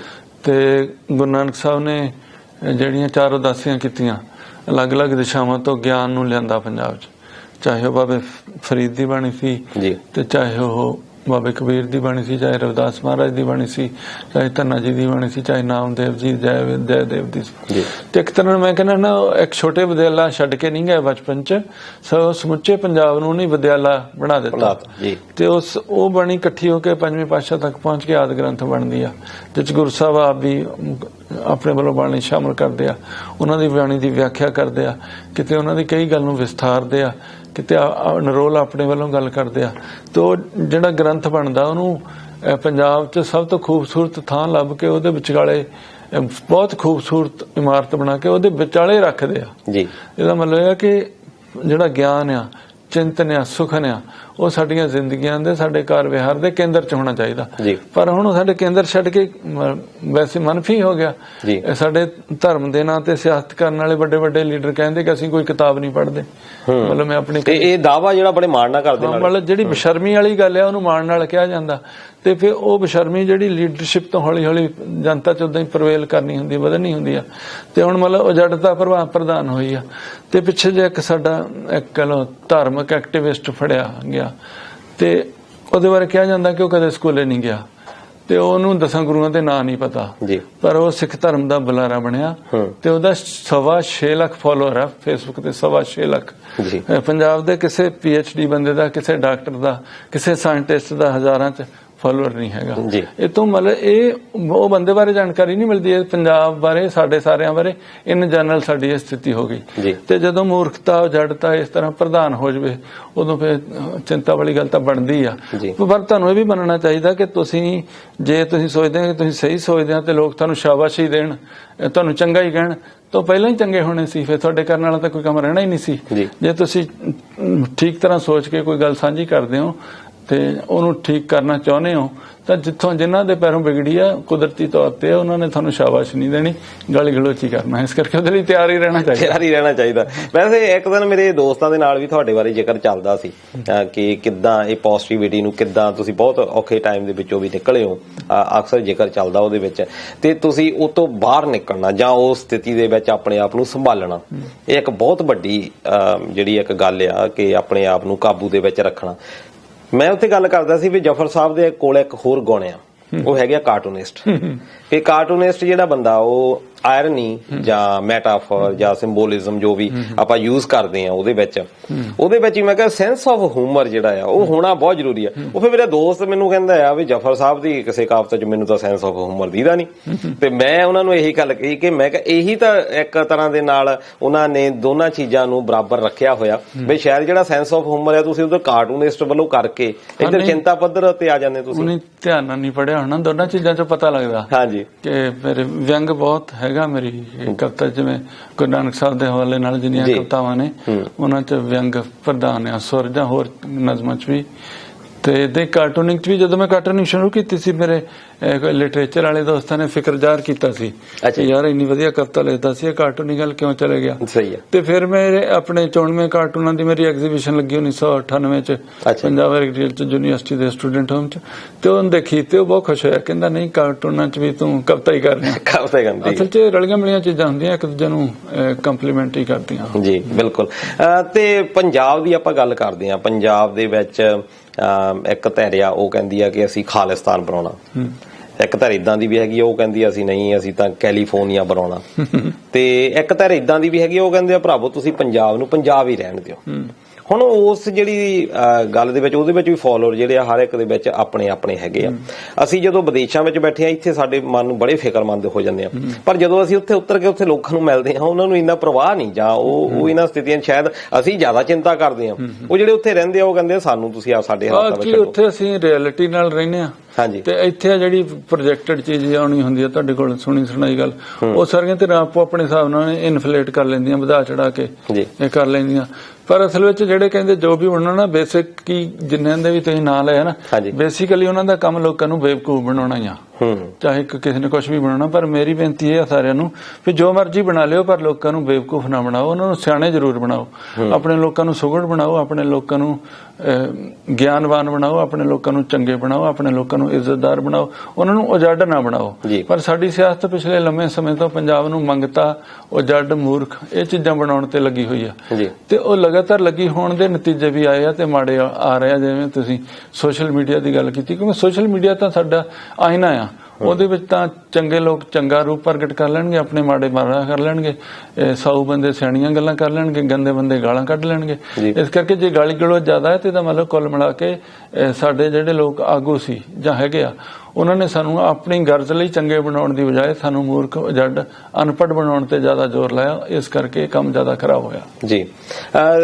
ਜਦੋਂ ਪੰਜਾਬ ਦੀ ਆਪਾਂ ਗੱਲ ਕਰਦੇ, ਮੈਂ ਧਨੀ ਰਾਮ ਚਾਤਰਿਕ ਉਹਨਾਂ ਦਾ ਖਾਸ ਤੌਰ ਦੇ ਉੱਤੇ ਜਦੋਂ ਕਹਿੰਦੇ ਆ ਵੀ ਕਰਾਂ ਪੰਜਾਬ ਕੀ ਸਿਰ ਤੇਰੀ, ਉਹਦੇ ਵਿੱਚ ਤਾਂ ਉਹ ਇਧਰੋਂ ਜਮਨਾ ਤੋਂ ਸ਼ੁਰੂ ਹੁੰਦੇ ਆ, ਫਿਰ ਅਟਕ ਦਰਿਆ ਤੱਕ ਚਲੇ ਜਾਂਦੇ ਆ, ਉਹਦੇ ਵਿੱਚ ਉਹ ਗੁਲਮਰਗ ਦੀ ਵੀ ਗੱਲ ਕਰਦੇ ਆ, ਸ਼ਿਮਲੇ ਦੀ ਵੀ ਗੱਲ ਕਰਦੇ ਆ। ਇਹ ਸਾਰਾ ਇੱਕ ਬਹੁਤ ਵੱਡਾ ਏਰੀਆ, ਜਾਂ ਇੱਕ ਕਹਿ ਲਓ ਵੀ ਇਹ ਦੋਨੋਂ ਵਾਰੀ ਸਿਆਸਤ ਨੇ ਆਪਣੀ ਗਰਜ਼ ਲਈ, ਆਪਣੀ ਲੋੜ ਲਈ ਉਹਨੂੰ ਤੋੜਿਆ ਜੀ, ਖਰਾਬ ਕੀਤਾ ਜੀ। ਪਰ ਇਹਨੂੰ ਤੁਸੀਂ ਕਹਿੰਦੇ ਚਲੋ ਆਪਾਂ ਬਾਉਂਡਰੀ ਵਿੱਚ ਨਹੀਂ ਜਾਂਦੇ ਕਿ ਆਪਾਂ ਬਾਉਂਡਰੀ ਜਿਹੜੀ ਹੈ, ਚਲੋ ਬਹੁਤ ਵਧੀਆ ਗੱਲ ਆ, ਇਹ ਤਾਂ ਚਲੋ ਜੋ ਚੀਜ਼ਾਂ ਜਿਹੜੀਆਂ ਕਰ ਦਿੱਤੀਆਂ ਘੱਟੋ ਘੱਟ ਅਸੀਂ ਉਸ ਖਿੱਤੇ ਦੇ ਲੋਕਾਂ ਦਾ ਜਿਹੜਾ ਕਲਚਰ ਸੱਭਿਆਚਾਰ ਹੈ ਉਹ ਤਾਂ ਸਾਂਝਾ ਕਰ ਸਕਦੇ ਆ। ਇਹਦੇ ਲਈ ਤੁਹਾਡਾ ਕੀ ਸੁਝਾਅ? ਉਹਦੇ ਲਈ ਜਿਹੜੀ ਸੱਭਿਆਚਾਰ ਦੀ ਜਿਹੜੀ ਨਾ ਮੂਲ ਗੱਲ ਹੁੰਦੀ ਆ ਦਲਜੀਤ, ਮੂਲ ਗੱਲ ਹੁੰਦੀ ਭਾਸ਼ਾ। ਹਾਂਜੀ, ਜਿਹੜਾ ਪਹਿਲਾ ਤੱਤ ਆ ਸੱਭਿਆਚਾਰ ਦਾ ਉਹ ਭਾਸ਼ਾ ਆ, ਤੇ ਉਹ ਭਾਸ਼ਾ ਬਚਣੀ ਹੁੰਦੀ ਆ ਉਹਦੇ ਵਿੱਚ ਐਕਟੀਵਿਟੀ ਨਾਲ। ਉਹਦੇ ਵਿੱਚ ਤੁਸੀਂ ਕੀ ਕਰਦੇ ਹੋ, ਉਹਦੀ ਵਰਤੋਂ ਕਿੱਥੇ ਕਿੱਥੇ ਕਰਦੇ ਹੋ। ਹੁਣ ਤੁਸੀਂ ਦੇਖਿਓ ਪੰਜਾਬ 'ਚ ਜਿੰਨੇ ਵਿਆਹਾਂ ਦੇ ਕਾਰਡ ਸ਼ਬਦ ਆ ਉਹ ਸਾਰੇ ਅੰਗਰੇਜ਼ੀ 'ਚ ਹੁੰਦੇ ਆ, ਤੇ ਜਿੰਨੇ ਮਰਗ ਦੇ ਭੋਗ ਦੇ ਕਾਰਡ ਹੁੰਦੇ ਉਹ ਪੰਜਾਬੀ 'ਚ ਹੁੰਦੇ ਆ। ਸਹੀ ਹੈ ਤੁਹਾਡੀ ਗੱਲ। ਮਤਲਬ ਭਾਸ਼ਾ ਨੂੰ ਤੁਸੀਂ ਮਰਨ ਵਾਲੇ ਹਿਸਾਬ 'ਚ ਰੱਖਿਆ ਹੋਇਆ। ਹਾਂਜੀ। ਦੂਜਾ, ਸਾਡੇ ਲਿਖਾਰੀ ਵੀ ਜਿਹੜੀ ਮੈਨੂੰ ਗੱਲ ਨਹੀਂ ਚੰਗੀ ਲੱਗਦੀ ਹੁੰਦੀ, ਉਹ ਕਹਿਣਗੇ ਅਸੀਂ ਪੰਜਾਬੀ 'ਚ ਲਿਖ ਕੇ ਪੰਜਾਬੀ ਦੀ ਸੇਵਾ ਕਰਦੇ ਹਾਂ। ਇਹ ਬੜੀ ਵਾਹੀਆਤ ਗੱਲ ਆ। ਤੁਸੀਂ ਪੰਜਾਬੀ 'ਚ ਲਿਖ ਕੇ ਪੰਜਾਬੀ ਦੀ ਸੇਵਾ ਨਹੀਂ ਕਰਦੇ, ਤੁਸੀਂ ਪੰਜਾਬੀ ਦੀ ਵਰਤੋਂ ਕਰਦੇ ਆ, ਤੇ ਕਰਨੀ ਚਾਹੀਦੀ ਆ। ਕੋਈ ਭਾਸ਼ਾ ਆਪਣੀ ਵਰਤੋਂ ਕਰਕੇ, ਆਪਣੀ ਯੂਟਿਲਿਟੀ ਕਰਕੇ ਉਹ ਬਚਦੀ ਹੁੰਦੀ ਹੈ, ਤੇ ਉਹਦੀ ਸਾਰੇ ਪਾਸੇ ਵਰਤੋਂ ਹੋਣੀ ਚਾਹੀਦੀ ਆ। ਇਕੱਲੀ ਮਰਗ ਦੇ ਭੋਗਾਂ ਤੇ ਨਹੀਂ ਹੋਣੀ ਚਾਹੀਦੀ, ਵਿਆਹਾਂ ਦੇ ਅਤੇ ਕਾਰਡਾਂ ਤੇ ਵੀ ਹੋਣੀ ਚਾਹੀਦੀ ਆ, ਤੁਹਾਡੀ ਦੁਕਾਨਦਾਰੀ 'ਚ ਵੀ ਹੋਣੀ ਚਾਹੀਦੀ, ਤੁਹਾਡੇ ਕੋਰਟ ਕਚਹਿਰੀ 'ਚ ਵੀ ਹੋਣੀ ਚਾਹੀਦੀ ਆ, ਤੁਹਾਡੇ ਬਿਜ਼ਨਸ 'ਚ ਵੀ ਹੋਣੀ ਚਾਹੀਦੀ ਆ। ਤੇ ਹੁਣ ਤੁਸੀਂ ਦੇਖੋ, ਪੋਲੀਟੀਸ਼ੀਅਨ ਵੋਟ ਤਾਂ ਮੰਗਣਗੇ ਪੰਜਾਬੀ 'ਚ, ਦੁਆਬੇ ਵਾਲੇ ਦੁਆਬੀ ਐਕਸੈਂਟ 'ਚ ਬੋਲਣਗੇ, ਮਾਲਵੇ ਵਾਲੇ ਮਲਵਈ 'ਚ, ਪੁਆਧ ਵਾਲੇ ਪੁਆਧੀਆਂ ਨਾਲ ਪੁਆਧੀ 'ਚ, ਤੇ ਵਿਧਾਨ ਸਭਾ ਦੀ ਕਾਰਵਾਈ ਅੰਗਰੇਜ਼ੀ 'ਚ। ਏਦਾਂ ਹੀ ਤੁਸੀਂ ਤੁਹਾਡੀ ਮੇਰੀ ਲੜਾਈ ਹੋ ਗਈ, ਆਪਾਂ ਗਾਲਾਂ ਤਾਂ ਕੱਢਣੀਆਂ ਪੰਜਾਬੀ 'ਚ, ਪਰ ਆਪਣੇ ਵਕੀਲਾਂ ਨੇ ਬਹਿਸ ਕਰਨੀ ਅੰਗਰੇਜ਼ੀ 'ਚ, ਤੇ ਆਪਣਾ ਜਿਹੜਾ ਜੱਜ ਨੇ ਹੁਕਮ ਲਿਖਣਾ ਅੰਗਰੇਜ਼ੀ 'ਚ। ਉਹਨਾਂ ਤੈਨੂੰ ਪਤਾ ਨਾ ਮੈਨੂੰ ਪਤਾ। ਇਹ ਗੈਰ ਦਿਆਨਦਾਰੀ ਵਾਲੀ ਗੱਲ ਨਹੀਂ ਹੈ, ਗੈਰ ਦਿਆਨਦਾਰੀ ਵਾਲੀ ਗੱਲ ਆ। ਤੇ ਜੇ ਤੁਸੀਂ ਵੋਟ ਜਿਹੜੀ ਭਾਸ਼ਾ 'ਚ ਮੰਗਦੇ ਆ, ਉਹਨਾਂ ਦੇ ਫੈਸਲੇ ਵੀ ਉਸ ਭਾਸ਼ਾ 'ਚ ਕਰੋ, ਤੇ ਉਹਦੇ ਜਿਹੜੇ ਐਡਮਿਨਿਸਟ੍ਰੇਟਿਵ ਡਿਸੀਜਨ ਨੇ ਜਾਂ ਲੈਜਿਸਲੇਟਿਵ ਡਿਸੀਜਨ ਨੇ, ਫੈਸਲੇ ਨੇ, ਕਾਨੂੰਨ ਬਣਾਉਣ ਦਾ ਕੰਮ ਆ, ਉਹ ਵੀ ਉਸ ਭਾਸ਼ਾ 'ਚ ਕਰੋ। ਤੇ ਜਿਹੜੀ ਭਾਸ਼ਾ 'ਚ ਲੋਕ ਲੜਦੇ ਭਿੜਦੇ ਆ, ਪਿਆਰ ਕਰਦੇ ਆ, ਮਿਲਦੇ ਵਰਤਦੇ ਆ, ਉਹਨਾਂ ਦੀਆਂ ਕੋਰਟਾਂ ਕਚਹਿਰੀਆਂ 'ਚ ਵੀ ਉਹ ਭਾਸ਼ਾ ਹੋਣੀ ਚਾਹੀਦੀ ਹੁੰਦੀ ਆ। ਏਦਾਂ ਕਰਨਾ, ਇਹ ਚੀਜ਼ਾਂ ਲੈ ਕੇ ਆਉਣੀਆਂ ਉਸ ਭਾਸ਼ਾ ਦੀ ਸੇਵਾ ਆ। ਤੇ ਜੇ ਵੈਸੇ ਲਿਖਾਰੀਆਂ ਨੇ ਵੀ ਸੇਵਾ ਕਹਿਣਾ ਹੋਵੇ ਤਾਂ ਮੈਨੂੰ ਲੱਗਦਾ ਹੁੰਦਾ, ਜੇ ਤੁਸੀਂ ਆਪਣੇ ਗਿਆਨ ਨੂੰ, ਆਪਣੇ ਸੱਭਿਆਚਾਰ ਨੂੰ, ਆਪਣੀਆਂ ਗੱਲਾਂ ਨੂੰ, ਆਪਣੇ ਚਿੰਤਨ ਨੂੰ, ਆਪਣੇ ਪਰੰਪਰਾ ਵਿੱਚ ਪਈਆਂ ਦਾਨਸ਼ਵਰਾਂ ਦੀਆਂ ਗੱਲਾਂ ਨੂੰ ਦੂਜੀ ਭਾਸ਼ਾ 'ਚ ਲੈ ਕੇ ਜਾਂਦੇ ਹੋ ਤਾਂ ਤੁਹਾਡੀ ਭਾਸ਼ਾ ਦੀ ਸੇਵਾ ਆ। ਜਾਂ ਦੂਜੀਆਂ ਭਾਸ਼ਾਵਾਂ ਵਿੱਚ ਦੂਰ ਦਰਾਜ 'ਚ ਜੋ ਗੱਲਾਂ ਹੋ ਗਈਆਂ, ਹੁਣ ਤੱਕ ਹੋ ਗਿਆ, ਉਹਨੂੰ ਆਪਣੇ ਲੋਕਾਂ ਤੱਕ ਲੈ ਕੇ ਆਉਣਾ, ਅਨੁਵਾਦ ਕਰਕੇ, ਉਹ ਆਪਣੀ ਭਾਸ਼ਾ ਦੀ ਸੇਵਾ ਆ। ਜਾਂ ਕਹਿ ਲਓ ਵੀ ਅਨੁਵਾਦ ਕਰਨਾ ਤਾਂ ਮੈਨੂੰ ਥੋੜਾ ਜਿਹਾ ਲੱਗਦਾ ਕਿ ਆਪਣੀ ਭਾਸ਼ਾ ਦੀ ਸੇਵਾ ਆ। ਆਪਣੀ ਭਾਸ਼ਾ 'ਚ ਲਿਖਣਾ ਤਾਂ ਉਹਦੀ ਵਰਤੋਂ ਹੈ। ਮੈਂ ਕਦੇ ਨਹੀਂ ਦਾਅਵਾ ਕਰਦਾ ਕਿ ਮੈਂ ਇੰਨੀਆਂ ਕਿਤਾਬਾਂ ਲੈ ਕੇ ਆਪਣੀ ਭਾਸ਼ਾ ਦੀ ਸੇਵਾ ਕੀਤੀ, ਮੈਂ ਕਹਿੰਦਾ ਉਹਦੀ ਮੈਂ ਵਰਤੋਂ ਕੀਤੀ ਆ। ਤੇ ਵਰਤੋਂ ਕਰਨਾ ਵੀ ਉਸ ਚੀਜ਼ ਨੂੰ ਬਚਾ ਕੇ ਰੱਖਣ 'ਚ ਜ਼ਰੂਰ ਸਹਾਇਤਾ ਕਰਦਾ। ਬਾਕੀ ਦੂਜਾ, ਜੇ ਤੁਸੀਂ ਕਿਸੇ ਚੀਜ਼ ਦੀ ਕਹੋ ਵੀ ਇਹਦੀ ਸੇਵਾ, ਉਹ ਡਾਕਟਰ ਕਹਿੰਦੇ ਹੁੰਦੇ ਨਾ, ਜੇ ਬੜਾ ਬਜ਼ੁਰਗ ਦੇ ਜਿਹੜੀ ਬਚਣ ਦੀ ਆਸ ਨਾ ਹੋਵੇ, ਸੇਵਾ ਤਾਂ ਉਹਦੀ ਕਰੀਦੀ ਆ। ਉਹਦੀ ਕਹਿੰਦੇ ਵੀ ਹੁਣ ਇਹਨੂੰ ਲੈ ਜਾਓ ਘਰੇ ਸੇਵਾ ਕਰ ਲਓ। ਇਸ ਕਰਕੇ ਸਾਡੇ ਲਿਖਾਰੀ ਪੰਜਾਬੀ ਦੀ ਵੀ ਇਹੀ ਕਹਿੰਦੇ ਸੇਵਾ ਕਰਦੇ ਆ। ਉਹ ਬੜੀ ਬੇਆਸ ਜੀ ਗੱਲ ਲੱਗਦੀ ਹੈ। ਬਿਲਕੁਲ, ਬੜੀਆਂ ਤੁਸੀਂ ਦੇਖੋ, ਇਹ ਮੈਂ ਇਸ ਗੱਲੋਂ ਕਾਇਲ ਤੁਹਾਡਾ ਹੋਇਆ ਵੀ ਜਿਹੜੀਆਂ ਬੜੀਆਂ ਚਿੰਤਨਸ਼ੀਲ ਇਹ ਜਿਹੜੀਆਂ ਗੱਲਾਂ ਤੁਸੀਂ ਸੈਂਸ ਆਫ ਹਿਊਮਰ ਦੇ ਵਿੱਚ ਕਰ ਗਏ ਆ। ਇੱਥੇ ਜੀ ਪੰਜਾਬੀ ਮਾਂ ਬੋਲੀ ਦਿਵਸ ਮਨਾਇਆ ਜਾਂਦਾ, ਹਰ ਸਾਲ ਮਨਾਉਂਦੇ ਆ ਅਸੀਂ। ਤੇ ਵੈਸੇ ਤਾਂ ਤੁਹਾਡੀ ਗੱਲ ਸਹੀ ਹੈ ਕਿ ਮਾਂ ਬੋਲੀ ਦਿਵਸ ਜੇ ਅਸੀਂ ਬੋਲਦੇ ਆ, ਸਾਨੂੰ ਲੋੜ ਤਾਂ ਹੈ ਨਹੀਂ। ਇਹ ਤਾਂ ਉਹਨਾਂ ਲੋਕਾਂ ਨੇ ਸੀ ਜਿੱਦਾਂ ਬੰਗਲਾਦੇਸ਼ ਵਰਗੇ ਜਿਹੜੇ ਦੇਸ਼ ਜਦੋਂ ਵੱਖਰੇ ਬਣੇ ਆ, ਆਪਣੀ ਭਾਸ਼ਾ ਲਈ ਲੜੇ ਆ। ਪਰ ਉਹ ਤਾਂ ਠੀਕ ਆ ਵੀ ਤੁਸੀਂ ਸੁਚੇਤ ਹੁੰਦੇ ਆ, ਇਹਦੇ ਇੰਪੋਰਟੈਂਸ ਬਾਰੇ, ਇਹਦੀ ਮਹੱਤਵ ਬਾਰੇ ਜਾਣਦੇ ਆ। ਤੇ ਉੱਥੇ ਜੀ ਉਸ ਪ੍ਰੋਗਰਾਮ ਦੇ ਵਿੱਚ ਇੱਕ ਸਿੰਧੀ ਸਾਡਾ ਦੋਸਤ ਉਹ ਆਇਆ, ਤੇ ਉਹਨੇ ਇਹ ਕਿਹਾ, ਉਹ ਕਹਿੰਦਾ ਵੀ ਤੁਸੀਂ ਕਹਿੰਦੇ ਆ ਵੀ ਸਾਡੀ ਫਿਕਰਮੰਦੀ ਜ਼ਾਹਰ ਕਰਦੇ ਆ ਤੁਸੀਂ, ਠੀਕ ਆ, ਪਰ ਤੁਹਾਨੂੰ ਘੱਟੋ ਘੱਟ ਇੱਕ ਜ਼ਮੀਨ ਤਾਂ ਮਿਲ ਗਈ, ਸਾਨੂੰ ਸਿੰਧੀ ਲੋਕਾਂ ਨੂੰ ਕਹਿੰਦੇ ਜ਼ਮੀਨ ਵੀ ਨਹੀਂ ਮਿਲੀ। ਆ ਦੋ ਗੱਲਾਂ ਹੋ ਗਈਆਂ ਸਾਡੇ ਪੰਜਾਬੀ ਨੂੰ ਨਾ। ਖਾਸ ਤੌਰ ਤੇ ਸਾਡਾ ਜਿਹੜਾ ਪੂਰਬੀ ਪੰਜਾਬ, ਸਾਨੂੰ ਇੱਕ ਲਿਪੀ ਵੀ ਮਿਲ ਗਈ। ਜਿਹੜਾ ਜਿੰਨੀ ਕਿ ਪੰਜਾਬੀ ਸਾਡੀ ਬਚਾਈ ਨਾ, ਉਹ 'ਚ ਸਾਡੀ ਉਡੇੜੇ ਨੇ ਬਹੁਤ ਸਹਾਇਤਾ ਕੀਤੀ। ਇਹ ਗੱਲ ਮੈਂ ਰਾਜਸਥਾਨੀ ਵਾਲਿਆਂ ਤੋਂ ਜਾਂ ਮਰਾਠੀ ਵਾਲੇ ਦੋਸਤਾਂ ਤੋਂ, ਆਪਣੇ ਕਵੀ ਜਨਾਂ ਤੋਂ ਸੁਣੀ ਹੋਈ ਆ। ਉਹ ਕਹਿੰਦੇ ਹੁੰਦੇ ਤੁਹਾਨੂੰ ਬਹੁਤ ਐਡਵਾਂਟੇਜ ਆ ਕਿ ਤੁਹਾਡੀ ਲਿਪੀ ਹੈਗੀ ਆ, ਲਿਪੀ ਤੁਹਾਡੀ ਕੈਰੀ ਕਰਦੀ ਆ ਤੁਹਾਡੀ ਭਾਸ਼ਾ ਨੂੰ, ਹਨਾ। ਤੇ ਲਿਪੀ ਦੇ ਨਾਲ ਤੁਹਾਡੀ ਜ਼ੁਬਾਨ ਦੀ ਪਛਾਣ, ਜ਼ੁਬਾਨ ਦੀ ਜਿਹੜੀ ਸ਼ਕਤੀ ਆ ਉਹ ਜੁੜ ਜਾਂਦੀ ਆ, ਉਹਦਾ ਵੀ ਸਾਨੂੰ ਬਹੁਤ ਲਾਭ ਹੋਇਆ ਜੀ। ਤੇ ਦੂਜਾ ਹੁੰਦਾ ਧਰਤੀ ਦਾ ਇਹ ਹੁੰਦਾ ਵੀ ਉੱਥੇ ਤੁਹਾਨੂੰ ਮਿਲਣ ਵਰਤਣ ਦਾ, ਆਪਣੇ ਲੋਕਾਂ ਦਾ ਸਹਿਚਾਰ ਦਾ ਇੱਕ ਸਬੱਬ ਹੁੰਦਾ, ਇਸ ਕਰਕੇ ਇਹ ਜ਼ੁਬਾਨ ਦੀ ਵਰਤੋਂ ਬਣ ਜਾਂਦੀ। ਪਰ ਇਹ ਪੰਜਾਬ ਦੇ ਮਾਮਲੇ 'ਚ 2-3 ਗੱਲਾਂ ਅਸੀਂ ਨੈਗੇਟਿਵ ਕਹਿੰਦੇ ਸੁਣਦੇ ਹਾਂ ਕਿ ਪੰਜਾਬ ਪਹਿਲਾਂ 47 ਚ ਵੰਡਿਆ ਗਿਆ, ਬਾਅਦ ਚ 66 ਚ ਵੰਡ ਹੋ ਗਿਆ, 62 ਵੰਡਿਆ ਗਿਆ, ਫਿਰ ਅਲੱਗ-ਅਲੱਗ ਹੋ ਗਿਆ। ਪਰ ਮੈਨੂੰ ਲੱਗਦਾ ਉਦੋਂ ਬਾਅਦ ਪੰਜਾਬ ਨੇ ਆਪਣੇ ਆਪ ਨੂੰ ਵੰਡ ਕੇ ਨਾ, ਜਿਹੜਾ ਤੁਸੀਂ ਕੁਛ ਪੰਜਾਬ ਆਸਟ੍ਰੇਲੀਆ ਆ ਗਿਆ, ਕੁਛ ਪੰਜਾਬ ਅਮਰੀਕਾ ਚ, ਕੈਨੇਡਾ ਚ, ਇੰਗਲੈਂਡ ਚ ਚਲਾ ਗਿਆ ਜਾਂ ਹੋਰ ਦੇਸ਼ਾਂ ਚ ਚਲ ਗਿਆ, ਉਹਨੇ ਪੰਜਾਬ ਨੇ ਆਪਣੇ ਆਪ ਦਾ ਵਿਕਾਸ ਦੇ ਹੋਰ ਰਾਹ ਖੋਲੇ। ਉਹ ਡਾਕਟਰ ਸੁਰਜੀਤ ਪਾਤਰ ਕਹਿੰਦੇ ਹੁੰਦੇ ਕਿ ਪੰਜਾਬੀ ਜਿਹੜੀ 5 ਦਰਿਆਵਾਂ ਦੀ ਜ਼ੁਬਾਨ ਸੀ ਉਹ ਫੈਲ ਕੇ ਹੁਣ 7 ਸਮੁੰਦਰਾਂ ਦੀ ਜ਼ੁਬਾਨ ਹੋ ਗਈ। ਤੇ ਇਹ ਚੰਗੀ ਗੱਲ ਵੀ ਹੋਈ, ਕਿਉਂਕਿ ਹਰ ਕ੍ਰਾਈਸਿਸ ਦੇ ਵਿੱਚ ਇੱਕ ਚੰਗੀ ਸੰਭਾਵਨਾ ਵੀ ਹੁੰਦੀ ਹੈ ਤੇ ਪੰਜਾਬੀਆਂ ਨੇ ਆਪਣੀ ਜ਼ੁਬਾਨ ਦੀਆਂ ਚੰਗੇਰੀਆਂ ਸੰਭਾਵਨਾਵਾਂ ਵੀ ਪੈਦਾ ਕੀਤੀਆਂ। ਜਿਵੇਂ ਮੈਂ ਵੈਨਕੂਵਰ ਜਾਵਾਂ ਤੇ ਉੱਥੇ ਜਹਾਜ਼ਾਂ ਉਤਰਦੇ ਤੁਹਾਨੂੰ ਪੰਜਾਬੀ ਚ ਅਨਾਉਂਸਮੈਂਟਾਂ ਸੁਣਦੀਆਂ, ਉੱਥੋਂ ਦੇ ਬੈਂਕਾਂ ਦੇ ਵਿੱਚ ਜਿਹੜੀਆਂ ਇੰਸਟਰਕਸ਼ਨਸ ਪੰਜਾਬੀ ਚ ਲਿਖੀਆਂ ਮਿਲਦੀਆਂ, ਕਿਉਂਕਿ ਉੱਥੇ ਵਰਤੋਂ ਕਰਦੇ ਆ, ਉਹਨਾਂ ਦੀ ਵਰਤੋਂ ਚ ਆ ਬੋਲੀ ਤੇ ਉੱਥੇ ਬੋਲੀ ਵੱਧ ਰਹੀ ਆ। ਮਤਲਬ ਫਿਕਰ ਦੇ ਨਾਲ ਨਾਲ ਸੰਭਾਵਨਾਵਾਂ ਵੀ ਉੱਡੀਆਂ ਆ, ਉਹਨਾਂ ਨੂੰ ਮਟੀਰੀਅਲਾਈਜ਼ ਕਰਨਾ, ਉਹਨਾਂ ਦੀ ਵਰਤੋਂ ਕਰਨਾ, ਉਹਨੂੰ ਸਾਹਮਣੇ ਲਿਆਉਣਾ, ਉਹਦੇ ਲਈ ਥੋੜਾ ਠੀਕ ਠਾਕ ਰਹਿਣਾ ਹੁੰਦਾ, ਨਾਲ ਥੋੜਾ ਸਕਾਰਾਤਮਕ ਆਪਣੀ ਪਹੁੰਚ ਰੱਖਣੀ ਹੁੰਦੀ ਹੈ ਜੀ।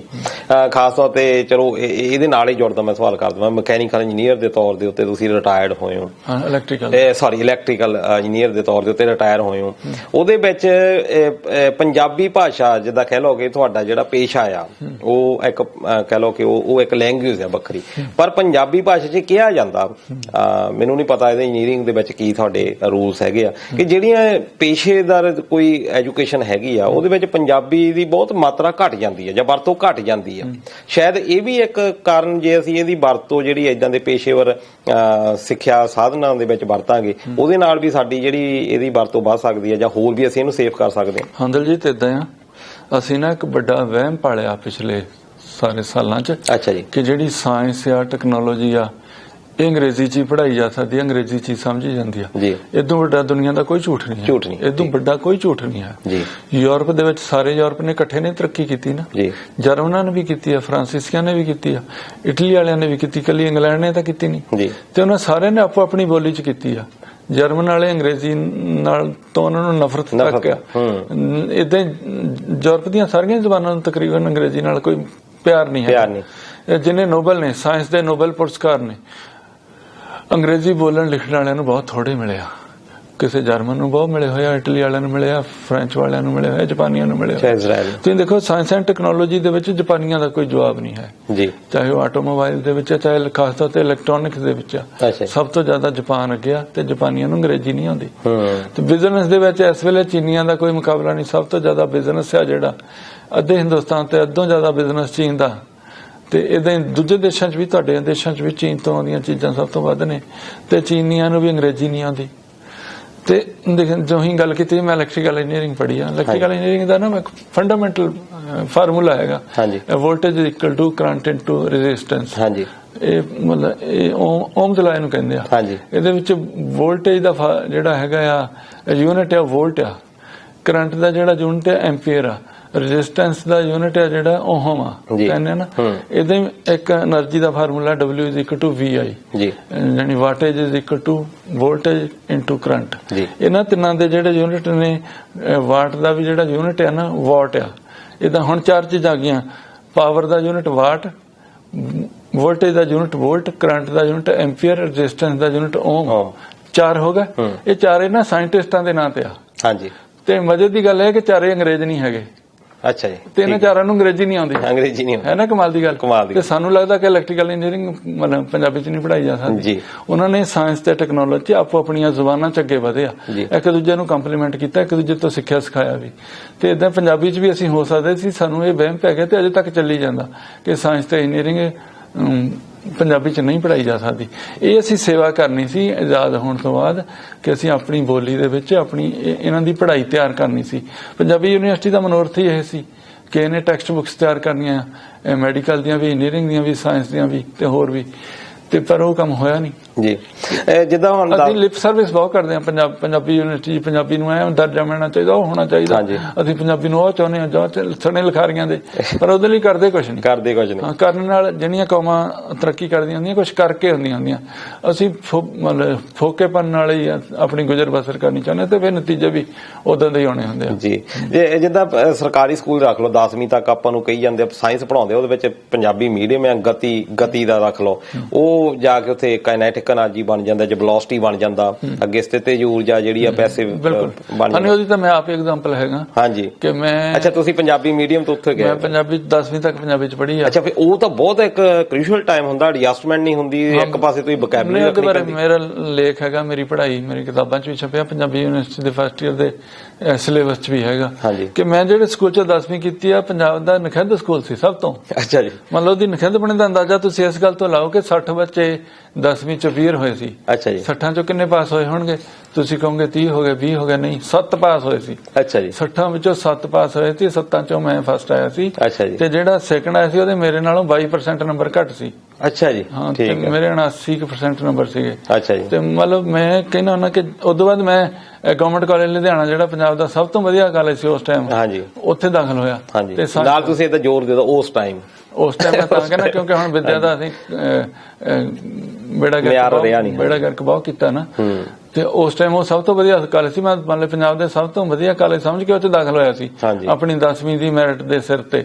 ਪਰ ਮੈਂ 11ਵੀਂ ਚ ਸਾਇੰਸ ਚੋਂ ਮਸੀਂ ਮਰ ਕੇ ਐ ਰੋ ਕੇ ਪਾਸ ਹੀ ਮਸੀਂ ਹੋਇਆ ਸੀ। ਮੇਰੇ 40% ਨੰਬਰ ਸੀ, 40 ਜਾਂ 42% ਨੰਬਰ ਸੀਗੇ। ਮਤਲਬ ਇੰਨਾ ਫਰਕ ਪੈ ਗਿਆ ਸੀ। ਤੇ ਮੈਂ ਸੋਚਦਾ ਕਿ ਜੇ ਮੈਂ ਉਸ ਜਿੱਦਾਂ ਦਾ ਮੇਰਾ ਸਾਇੰਟੀਫਿਕ ਟੈਂਪਰਾਮੈਂਟ ਸੀ, ਸਾਇੰਟੀਫਿਕ ਮੇਰਾ ਅਪਰੋਚ ਸੀਗੀ, ਉਹਦੇ ਆਧਾਰ ਤੇ ਮੈਂ ਹੁਣ ਤੱਕ ਬਹੁਤ ਦੁਨੀਆ ਭਰ ਦਾ ਬਹੁਤ ਪ੍ਰਸਿੱਧ ਸਾਇੰਟਿਸਟ ਬਣ ਸਕਦਾ ਸੀ। ਪਰ ਆਪਣੀ ਲਗਨ ਕਰਕੇ ਜਾਂ ਕਲੋ ਮਿਹਨਤ ਕਰਕੇ, ਜਿੱਦ ਕਰਕੇ ਮੈਂ ਇੰਜੀਨੀਅਰ ਬਣਿਆ ਦਰਮਿਆਨਾ ਜਿਹਾ।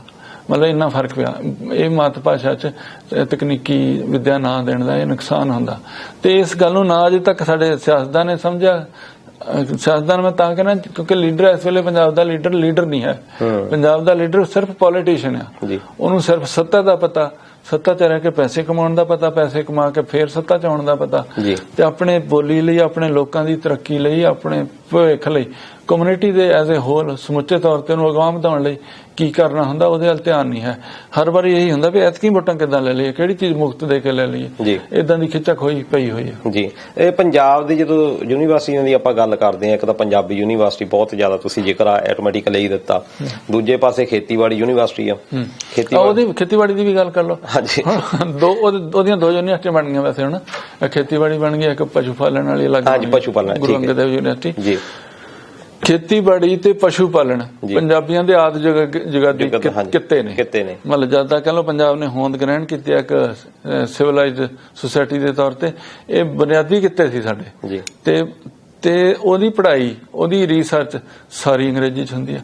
ਮਤਲਬ ਪਸ਼ੂਆਂ ਨੂੰ ਕਿੱਦਾਂ ਰੱਖਣਾ ਉਹ ਅੰਗਰੇਜ਼ੀ ਚ ਪੜ੍ਹਾਇਆ ਜਾਂਦਾ, ਖੇਤੀ ਕਿਵੇਂ ਕਰਨੀ ਆ ਉਹ ਅੰਗਰੇਜ਼ੀ ਚ ਪੜ੍ਹਾਇਆ ਜਾਂਦਾ। ਤੇ ਤੁਸੀਂ ਤਰੱਕੀ ਸਵਾਹ ਕਰ ਲਓ। ਯਾਨੀ ਘੱਟੋ ਘੱਟ BA ਵਾਲੇ ਪਸ਼ੂ ਮਤਲਬ ਨਵੀਆਂ ਚੀਜ਼ਾਂ ਤਾਂ ਤੁਸੀਂ ਆਪਣੀ ਜ਼ੁਬਾਨ ਚ ਕੀ ਸਿਖਾਉਣੀਆਂ, ਜਿਹੜੀਆਂ ਤੁਹਾਡੀਆਂ ਆਦਿ ਜੁਗਾਦੀ ਚੀਜ਼ਾਂ ਨੇ, ਸੈਂਚੁਰੀਜ਼ ਪੁਰਾਣੀਆਂ, ਸਦੀਆਂ ਪੁਰਾਣੀਆਂ ਚੀਜ਼ਾਂ, ਜਿਹਦਾ ਗਿਆਨ ਤੁਹਾਡੇ ਹੱਡਾਂ ਚ ਰਚਿਆ ਹੋਇਆ, ਉਹਨੂੰ ਤੁਸੀਂ ਅੰਗਰੇਜ਼ੀ ਚ ਪੜਾਉਣੇ। ਵੈਸੇ ਅਸੀਂ ਵੀ ਇੱਥੇ ਗੱਲ, ਜੋ ਦੋਸਤ ਮਿੱਤਰ, ਚਲੋ ਗੱਲਾਂ ਇਦਾਂ ਚੱਲਦੀਆਂ ਵੀ ਖੇਤੀਬਾੜੀ ਯੂਨੀਵਰਸਿਟੀ ਨੇ ਗਵਈਏ ਬਹੁਤ ਪੈਦਾ ਕੀਤੇ ਜਾਂ ਕਲਾਕਾਰ ਬਹੁਤ ਪੈਦਾ ਕੀਤੇ, ਜਿਹੜੇ ਵਿਗਿਆਨੀ, ਜਿਹੜੇ ਸਾਨੂੰ ਲੋੜ ਸੀ ਉਸ ਵੇਲੇ ਤੇ ਹਰੀ ਕ੍ਰਾਂਤੀ ਤੋਂ ਬਾਅਦ ਖਾਸ ਤੌਰ ਦੇ ਉੱਤੇ, ਉਹ ਰਿਹਾ ਨਹੀਂ, ਉਹ ਜਿਹੜਾ ਮਿਸ਼ਨ ਤੋਂ ਭੜਕ ਗਏ। ਨਹੀਂ, ਉਹਦਾ ਚੱਕਰ ਇਹੀ ਆ ਕਿ ਵਿਗਿਆਨੀ ਨੂੰ ਅਸੀਂ ਆਪਣਾ ਨਾਇਕ ਨਹੀਂ ਬਣਾਉਂਦੇ, ਇਸ ਕਰਕੇ ਜਿਹੜੇ ਹੈਗੇ ਵੀ ਉਹਨੂੰ ਅਸੀਂ ਜਾਣਦੇ ਨਹੀਂ। ਇਹ ਗਵਈਆ ਸਾਡਾ ਨਾਇਕ ਆ, ਭਾਵੇਂ 3rd ਡਿਗਰੀ ਦਾ ਹੋਵੇ, 3rd 4th ਡਿਗਰੀ ਵਾਲਾ ਤਾਂ ਜ਼ਿਆਦਾ ਨਾਇਕ ਹੁੰਦਾ ਸਮਾਂ ਸਾਡਾ। ਤੇ ਮਤਲਬ ਜਿਹਦਾ ਕੁਛ ਵੀ ਚੰਗਾ ਨਹੀਂ ਹੁੰਦਾ ਉਹ ਸਾਡਾ ਸਭ ਤੋਂ ਉੱਚੇ ਦਰਜੇ ਦਾ ਗਵਈਆ ਹੁੰਦਾ। ਥੋੜੇ ਦੇਰ ਉਦਾਹਰਨ ਸਾਡੇ ਸਾਹਮਣੇ ਆਈ ਆ। ਤੇ ਇਸ ਕਰਕੇ ਉਹ ਸਾਨੂੰ ਲੱਗਦਾ ਕਿ ਯੂਨੀਵਰਸਿਟੀ ਨੇ ਗਵਈਏ ਬਹੁਤ ਪੈਦਾ ਕੀਤੇ, ਸਾਇੰਟਿਸਟ ਨਹੀਂ ਪੈਦਾ ਕੀਤੇ। ਸਾਇੰਟਿਸਟ ਪੈਦਾ ਕੀਤੇ, ਉਹਨਾਂ ਨੇ ਆਪਣੀ ਸਾਇੰਸ ਸਾਰੀ ਅੰਗਰੇਜ਼ੀ ਚ ਪੜ੍ਹੀ, ਅੰਗਰੇਜ਼ੀ ਚ ਲਿਖੀ ਜਾਂਦੇ। ਉਹ ਕਿਸਾਨ ਤੇ ਆਉਂਦੀ ਕੁਛ ਹੋਰ ਹੀ ਹੋ ਜਾਂਦਾ, ਉਹਦੇ ਲਈ ਫਿਰ ਤੁਸੀਂ ਅਨੁਵਾਦਕ ਰੱਖਦੇ ਹੋ। ਜਦ ਕਿ ਚਾਹੀਦਾ ਸੀ ਜਿਹੜੀ ਚੀਜ਼ ਦਾ ਗਿਆਨ ਸੀ ਉਹ ਉਸ ਗਿਆਨ ਨੂੰ ਉਸੇ ਬੋਲੀ ਚ ਤੁਸੀਂ ਵਧਾਉਂਦੇ, ਉਹ ਕੁਦਰਤੀ ਤੌਰ ਤੇ ਤੁਹਾਡੇ ਲੋਕਾਂ ਚ ਉਹ ਰਚਦਾ ਮਿਲਦਾ। ਤੇ ਗੱਲਾਂ ਬਾਤਾਂ ਹੋਰ ਵੀ ਆਪਾਂ ਕਰਾਂਗੇ। ਮੈਂ ਚਾਹੁੰਦਾ ਆ, ਕਿਉਂਕਿ ਮੇਰੇ ਦਰਸ਼ਕ ਵੀ ਚਾਹੁੰਦੇ ਹੋਣਗੇ ਕਿ ਤੁਸੀਂ ਥੋੜਾ ਜਿਹਾ ਸੁਣਾਓ ਵੀ ਆਪਣੀ ਕੋਈ ਕਵਿਤਾ, ਤਾਂ ਕਿ ਥੋੜਾ ਜਿਹਾ ਹੋਰ ਵੀ ਮਾਹੌਲ ਨੂੰ ਸੁਖਾਵਾਂ ਬਣਾਈਏ। ਹਾਂ, ਤੁਸੀਂ ਚਲੋ ਮੈਂ ਆਪਣੀ ਹੋ ਜੀ ਤੱਕ ਵਕ ਨਾ ਕੋ ਸੁਣਾ ਦੇਣਾ ਜੀ। ਜਿਹੜੀਆਂ ਯਾਦ ਆ ਉਹਨਾਂ ਚੋਂ ਕੁਝ। ਹਾਂਜੀ ਹਾਂਜੀ ਠੀਕ ਹੈ ਜੀ। ਇੱਕ ਛੋਟੀ ਕਵਿਤਾ ਹੈ ਦੂਜਾ ਪਾਸਾ। ਅੱਛਾ ਜੀ। ਉਹਦੇ ਵਿਆਖਿਆ ਦੇ ਤੌਰ ਤੇ ਬਾਅਦ ਚ ਗੱਲ ਕਰ ਲੈਂਦੇ। ਠੀਕ ਹੈ ਜੀ। ਧਰਤੀ ਤੇ ਆਪਣੇ ਪਾਸੇ ਖੜਿਆ, ਦੂਜੇ ਪਾਸੇ ਦੇ ਲੋਕ ਪੁੱਠੇ ਤੁਰੇ ਫਿਰਦੇ ਲੱਗਦੇ ਜੀ। ਧਰਤੀ ਤੇ ਆਪਣੇ ਪਾਸੇ ਖੜਿਆ, ਦੂਜੇ ਪਾਸੇ ਦੇ ਲੋਕ ਪੁੱਠੇ ਤੁਰੇ ਫਿਰਦੇ ਲੱਗਦੇ, ਪਰ ਦੂਜੇ ਪਾਸੇ ਜਾ ਕੇ ਦੇਖਿਆ ਸਭ ਠੀਕ ਠਾਕ ਲੱਗਦਾ, ਸਿੱਧਾ ਸਹੀ ਸਧਾਰਨ ਬਿਲਕੁਲ ਆਪਣੇ ਪਾਸੇ ਵਾਂਗ। ਪਰ ਦੂਜੇ ਪਾਸੇ ਜਾ ਕੇ ਦੇਖਿਆ ਸਭ ਠੀਕ ਠਾਕ ਲੱਗਦਾ, ਸਿੱਧਾ ਸਹੀ ਸਧਾਰਨ ਬਿਲਕੁਲ ਆਪਣੇ ਪਾਸੇ ਵਾਂਗ। ਦੂਜਾ ਪਾਸਾ ਦੂਜਾ ਹੁੰਦਾ, ਪੁੱਠਾ ਨਹੀਂ ਹੁੰਦਾ। ਦੂਜਾ ਪਾਸਾ ਦੂਜਾ ਹੁੰਦਾ, ਪੁੱਠਾ ਨਹੀਂ ਹੁੰਦਾ। ਦੂਜੇ ਨੂੰ ਠੀਕ ਜਾਣਨ ਲਈ ਉਹਦੇ ਕੋਲ ਜਾਣਾ ਪੈਂਦਾ, ਉਹਦੀ ਥਾਂ ਤੇ ਖੜ ਕੇ ਦੇਖਣਾ ਪੈਂਦਾ। ਕਿਆ ਬਾਤ ਹੈ ਜੀ। ਪਲੂਟੋ ਦਾ ਲਾਅ ਪੂਰਾ ਤੁਸੀਂ ਇਹਦੇ ਵਿੱਚ ਅਪਲਾਈ ਕਰ ਨਹੀਂ, ਇਹਦਾ ਇੱਕ ਹੋਰ ਵੀ ਜਿਵੇਂ ਹੁਣ ਆਪਾਂ ਬੁਰਾ ਭਲਾ ਕਹਿ ਰਹੇ ਸੀ ਹਾਂਜੀ, ਇਹਦੇ ਵਿੱਚ ਮੈਂ ਚਲੋ ਇਹਦੇ ਤਾਂ ਬਹੁਤ ਪੱਖ ਆ, ਬਹੁਤ ਤੁਸੀਂ ਆਪ ਜ਼ਿਆਦਾ ਦੱਸ ਸਕਦੇ। ਜੋ ਮੇਰੇ ਤੇ ਪਹਿਲਾਂ ਇਹ ਹੁੰਦਾ ਕਿ ਇੱਕ NRI ਰੱਖ ਲਓ ਵੀ ਸਾਨੂੰ ਉੱਥੇ ਦਾ ਪਾਸਾ ਪੁੱਠਾ ਲੱਗਦਾ, ਜਦੋਂ ਉੱਥੇ ਜਾਂਦੇ ਆ ਉੱਥੇ ਉਹ ਕਹਿੰਦੇ ਉੱਥੇ ਪੁੱਠਾ। ਮੋਰਓਵਰ ਐ ਵੀ ਹੁੰਦਾ, ਮੈਂ ਇੱਥੇ ਦੇਖਿਆ ਜਹਾਜ਼ ਚ ਲਾਈਨ ਬੜੀ ਫਸਟ ਕਲਾਸ ਲਾਉਂਦੇ ਸਾਡੇ ਬੰਦੇ, ਇੱਥੇ ਐਨ ਬੰਦੇ ਬਣੇ ਹੁੰਦੇ ਆ, ਉੱਥੇ ਜਾ ਕੇ ਜਿਹੜੀ ਇੰਡੋ ਕੈਨੇਡੀਅਨ ਬੱਸ ਚ ਜਾ ਚੜਦੇ ਆ ਫਿਰ ਉਦਾਂ ਹੀ ਧੱਕਾ ਮੁੱਕੀ ਉਦਾਂ ਹੀ ਕਰਦੇ ਜਿਵੇਂ ਰੋਡਵੇਜ਼ ਦੀ ਚ ਕਰਦੇ ਹੁੰਦੇ ਸੀ। ਇਹਦਾ ਮਤਲਬ ਹਵਾ ਚ ਹੀ ਕੋਈ ਹੈਗਾ ਹੋਗਣ ਉੱਥੇ ਪਾਸੇ ਦੀ ਗੱਲ ਆ। ਜੇ ਹੁਣ ਜਿਵੇਂ ਅਸੀਂ ਪੋਲੀਟੀਸ਼ੀਅਨਾਂ ਨੂੰ ਮਤਲਬ ਬੁਰਾ ਭਲਾ ਕਹਿ ਰਹੇ ਸੀ, ਫਿਰ ਉਹਨੇ ਨਹੀਂ ਕੀਤਾ, ਪਰ ਉਹਨਾਂ ਦੀ ਖੜ ਕੇ ਥਾਂ ਤੇ ਖੜ ਕੇ ਦੇਖੋ, ਉਹ ਕਹਿੰਦੇ ਲੋਕ ਅਸੀਂ ਕੀ ਕਰੀਏ, ਲੋਕ ਡਿਮਾਂਡ ਹੀ ਇਹ ਕਰਦੇ ਆ ਜੋ ਕੁਛ ਅਸੀਂ ਹੈਗੇ ਆ। ਲੋਕ ਚਾਹੁੰਦੇ ਹੀ ਨਹੀਂ ਕਿ ਉਹਨਾਂ ਦਾ ਅਸੀਂ এনवायरमेंट ਠੀਕ ਕਰੀਏ, ਲੋਕ ਚਾਹੁੰਦੇ ਹੀ ਨਹੀਂ ਅਸੀਂ ਉਹਨਾਂ ਦੇ ਦਰਿਆ ਵਧੀਆ ਬਣਾਈਏ। ਲੋਕ ਤਾਂ ਇਹੀ ਚਾਹੁੰਦੇ ਕਿ MLA ਸਾਡੇ ਭਾਪੇ ਦੇ ਭੋਗ ਤੇ ਆ ਜਾਵੇ, ਤੇ ਫਿਰ ਉਦਾਂ ਦੀ ਉਹ ਤਿਆਰੀ ਕਰੀ ਜਾਂਦੇ, ਉਦਾਂ ਦੀ ਉਹ ਪੋਲਿਟਿਕਸ ਕਰੀ ਜਾਂਦੇ ਆ। ਇਸ ਕਰਕੇ ਉਹਨਾਂ ਦੀ ਥਾਂ ਤੇ ਖੜ ਕੇ ਦੇਖੀਏ ਤਾਂ ਪਤਾ ਇਹੀ ਲੱਗਦਾ, ਫਿਰ ਨੁਕਸ ਸਾਨੂੰ ਆਪਣੇ ਚ ਹੀ ਲੱਭੂਗਾ। ਇਸ ਕਰਕੇ ਮੈਂ ਤਾਂ ਉਹ ਪੰਜਾਬ ਬਾਰੇ ਗੀਤ ਵੀ ਲਿਖਿਆ ਕਿ ਕਿਸੇ ਨੂੰ ਨਾ ਦੋਸ਼, ਆਪੋ ਆਪਣਾ ਹਿਸਾਬ ਹੋਵੇ, ਆਪਣਾ ਪੰਜਾਬ ਹੋਵੇ। ਤੇ ਅਸੀਂ ਸਾਰੇ ਹੀ ਸਣੇ ਮੇਰੇ, ਅਸੀਂ ਦੂਜਿਆਂ ਦੇ ਨੁਕਸ ਲੱਭਣ ਚ, ਦੂਜਿਆਂ ਦੇ ਦੋਸ਼ ਲੱਭਣ ਚ ਬਹੁਤ ਮਾਹਰ ਆ। ਉਹਦੇ ਵਿੱਚ ਅਸੀਂ ਬੜੀਆਂ ਸ਼ੀਲਡਾਂ ਜਿੱਤ ਲਈਆਂ, ਤੇ ਜ਼ਿੰਮੇਵਾਰੀ ਵੱਲੋਂ ਸਾਡਾ ਥੋੜਾ ਕੰਮ ਢਿੱਲਾ ਆ, ਤੇ ਆਪੋ ਆਪਣੇ ਹਿੱਸੇ ਦੀ ਜ਼ਿੰਮੇਵਾਰੀ ਨਿਭਾਉਣ ਦੀ ਥਾਂ ਅਸੀਂ ਇਹੀ ਦੱਸਦੇ ਰਹਿੰਦੇ ਕਿ ਫਲਾਣੇ ਨੂੰ ਐ ਕਰਨਾ ਚਾਹੀਦਾ, ਟਿਮਕੇ ਨੂੰ ਐ ਕਰਨਾ ਚਾਹੀਦਾ, ਮੈਨੂੰ ਕੀ ਕਰਨਾ ਚਾਹੀਦਾ ਉਹ ਨਹੀਂ ਪਤਾ। ਜਦ ਕਿ ਚਾਹੀਦਾ ਇਹ ਹੁੰਦਾ ਕਿ ਜਿਹੜਾ ਵੀ ਜਿੱਥੇ ਵੀ ਕੋਈ ਬੰਦਾ, ਚਾਹੇ ਉਹ ਮੀਡੀਆ ਦਾ ਬੰਦਾ ਆ, ਚਾਹੇ ਉਹ ਲਿਖਣ ਵਾਲਾ ਬੰਦਾ, ਚਾਹੇ ਬੋਲਣ ਵਾਲਾ ਬੰਦਾ, ਚਾਹੇ ਕੋਈ ਪ੍ਰੋਫੈਸ਼ਨਲ ਆ, ਉਹਦੇ ਮਨ ਚ ਰਹਿਣੀ ਚਾਹੀਦੀ ਹੈ ਕਿ ਮੈਂ ਆਪਣੇ ਲੋਕਾਂ ਲਈ, ਆਪਣੀ ਕਮਿਊਨਿਟੀ ਲਈ, ਆਪਣੀ ਧਰਤੀ ਲਈ ਕੀ ਚੰਗਾ ਕਰ ਸਕਦਾ। ਤੇ ਬਹੁਤੀ ਵਾਰ ਸਾਨੂੰ ਇਹ ਲੱਗਦਾ ਰਹਿੰਦਾ ਹੁੰਦਾ ਕਿ ਮੈਂ ਇਕੱਲਾ ਕੀ ਕਰ ਸਕਦਾ, ਜਦ ਕਿ ਗੱਲ ਬਿਲਕੁਲ ਨਹੀਂ ਹੈਗੀ। ਵੱਡੇ ਵੱਡੇ ਇਨਕਲਾਬ, ਚਾਹੇ ਉਹ ਵਿਚਾਰਧਾਰਕ ਹੋਣ, ਚਾਹੇ ਪੋਲੀਟੀਕਲ ਹੋਣ, ਚਾਹੇ ਸੋਸ਼ਲ ਹੋਣ, ਉਹ ਇੱਕ ਬੰਦੇ ਤੋਂ ਹੀ ਸ਼ੁਰੂ ਹੋਏ ਸੀ। ਉਹਦੇ ਲਈ ਤਹੀਆ ਕਰਨਾ ਬਣਦਾ ਹੁੰਦਾ, ਤੇ ਉਹ ਕਰਨਾ ਚਾਹੀਦਾ ਜੀ। ਖਾਸ ਤੌਰ ਤੇ ਪੋਲੀਟੀਸ਼ੀਅਨਸ ਦੀ ਤੁਸੀਂ ਗੱਲ ਕੀਤੀ ਆ, ਆਪਣੇ ਪੰਜਾਬ ਦੀ ਪੋਲਿਟਿਕਸ ਦੇ ਵਿੱਚ ਇੱਕ ਹੁਣ ਯੋਗਾ ਨੂੰ ਬਹੁਤ ਪ੍ਰਮੋਟ ਕਰਨ ਲੱਗੇ ਆ।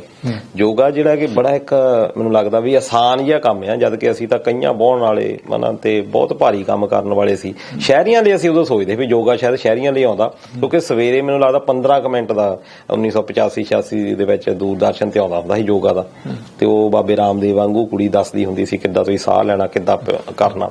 ਪਰ ਹੁਣ ਇੱਕ ਉਹਨੂੰ ਸਟੇਟ ਦੇ ਤੌਰ ਦੇ ਉੱਤੇ ਯੋਗਾ ਨੂੰ ਕਰਨਾ, ਤੁਸੀਂ ਇਹਨੂੰ ਕੀ ਚੀਜ਼ ਨੂੰ ਲੈ ਕੇ ਦੇਖਦੇ ਹੋ ਕਿ ਅਸੀਂ ਆਪਣੇ ਕੰਮਾਂ ਤੋਂ ਜਾਂ ਇੰਨੇ ਸੌਖਤ ਹੋ ਗਏ ਵੀ ਯੋਗਾ ਵਰਗੇ ਸੌਖੇ ਕੰਮ ਸਾਡੇ ਕੋਲ ਰਹਿ ਗਏ, ਜਾਂ ਅਸੀਂ ਭਾਰੀ ਕੰਮ ਤੋਂ ਮੁਨਕਰ ਹੋ ਗਏ? ਉਹ ਤਰਜ਼ੇ ਜ਼ਿੰਦਗੀ ਬਦਲ ਗਈ ਹੈ ਦਿਲਜੀਤ। ਜਿਵੇਂ ਕਿ ਅਸੀਂ ਰਾਦਰ ਜਦੋਂ ਯੋਗਾ ਇਨਵੈਂਟ ਹੋਇਆ, ਜਾਂ ਜਿਹਨਾਂ ਨੇ ਯੋਗਾ ਲੱਭਿਆ ਕੱਢਿਆ ਵੀ, ਉਦੋਂ ਤਾਂ ਲੋਕਾਂ ਦੀ ਜ਼ਿੰਦਗੀ ਹੋਰ ਵੀ ਸਰਲ ਸੀਗੀ ਜੀ, ਤੇ ਸਾਡੀ ਜ਼ਿੰਦਗੀਆਂ ਬਹੁਤ ਕੰਪਲੈਕਸ ਹੋ ਗਈਆਂ।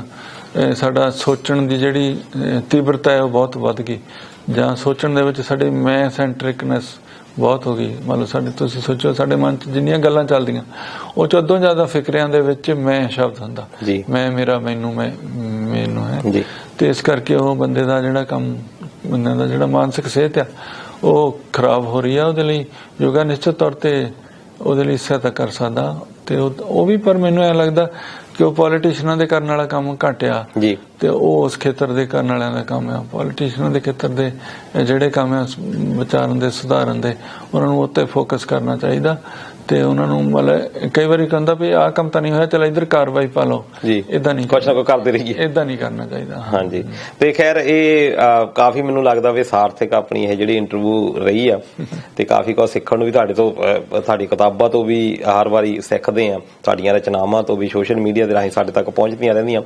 ਪਰ ਨਾਲ ਇਹ ਹੁੰਦਾ ਕਿ ਰੂਬਰੂ ਹੋ ਕੇ ਜਿਹੜੀਆਂ ਗੱਲਾਂ ਕਰਨੀਆਂ ਬਿਲਕੁਲ ਇਸ ਤਰੀਕੇ ਦੇ ਨਾਲ, ਉਹਨਾਂ ਦੇ ਵਿੱਚ ਕੀ ਹੁੰਦਾ ਕਿ ਉਹ ਚੀਜ਼ਾਂ ਜਿਹੜੀਆਂ ਕਿ ਤੁਸੀਂ ਸ਼ਾਇਦ ਕਿਤਾਬਾਂ ਦੇ ਵਿੱਚ ਨਹੀਂ ਲਿਖ ਪਾਉਂਦੇ, ਉਹ ਵੀ ਅਸੀਂ ਗੱਲ ਕਰਦਿਆਂ ਚੋਂ ਨਵੀਂ ਜਿਹੜੀ ਗੱਲ ਹੈ ਉਹ ਬਹੁਤ ਸਾਰੀਆਂ ਗੱਲਾਂ ਨਿਕਲੀਆਂ ਹੋਣਗੀਆਂ ਤੇ ਸਾਡੇ ਦਰਸ਼ਕਾਂ ਦੇ ਉਹ ਰੂਬਰੂ ਹੋਈਆਂ।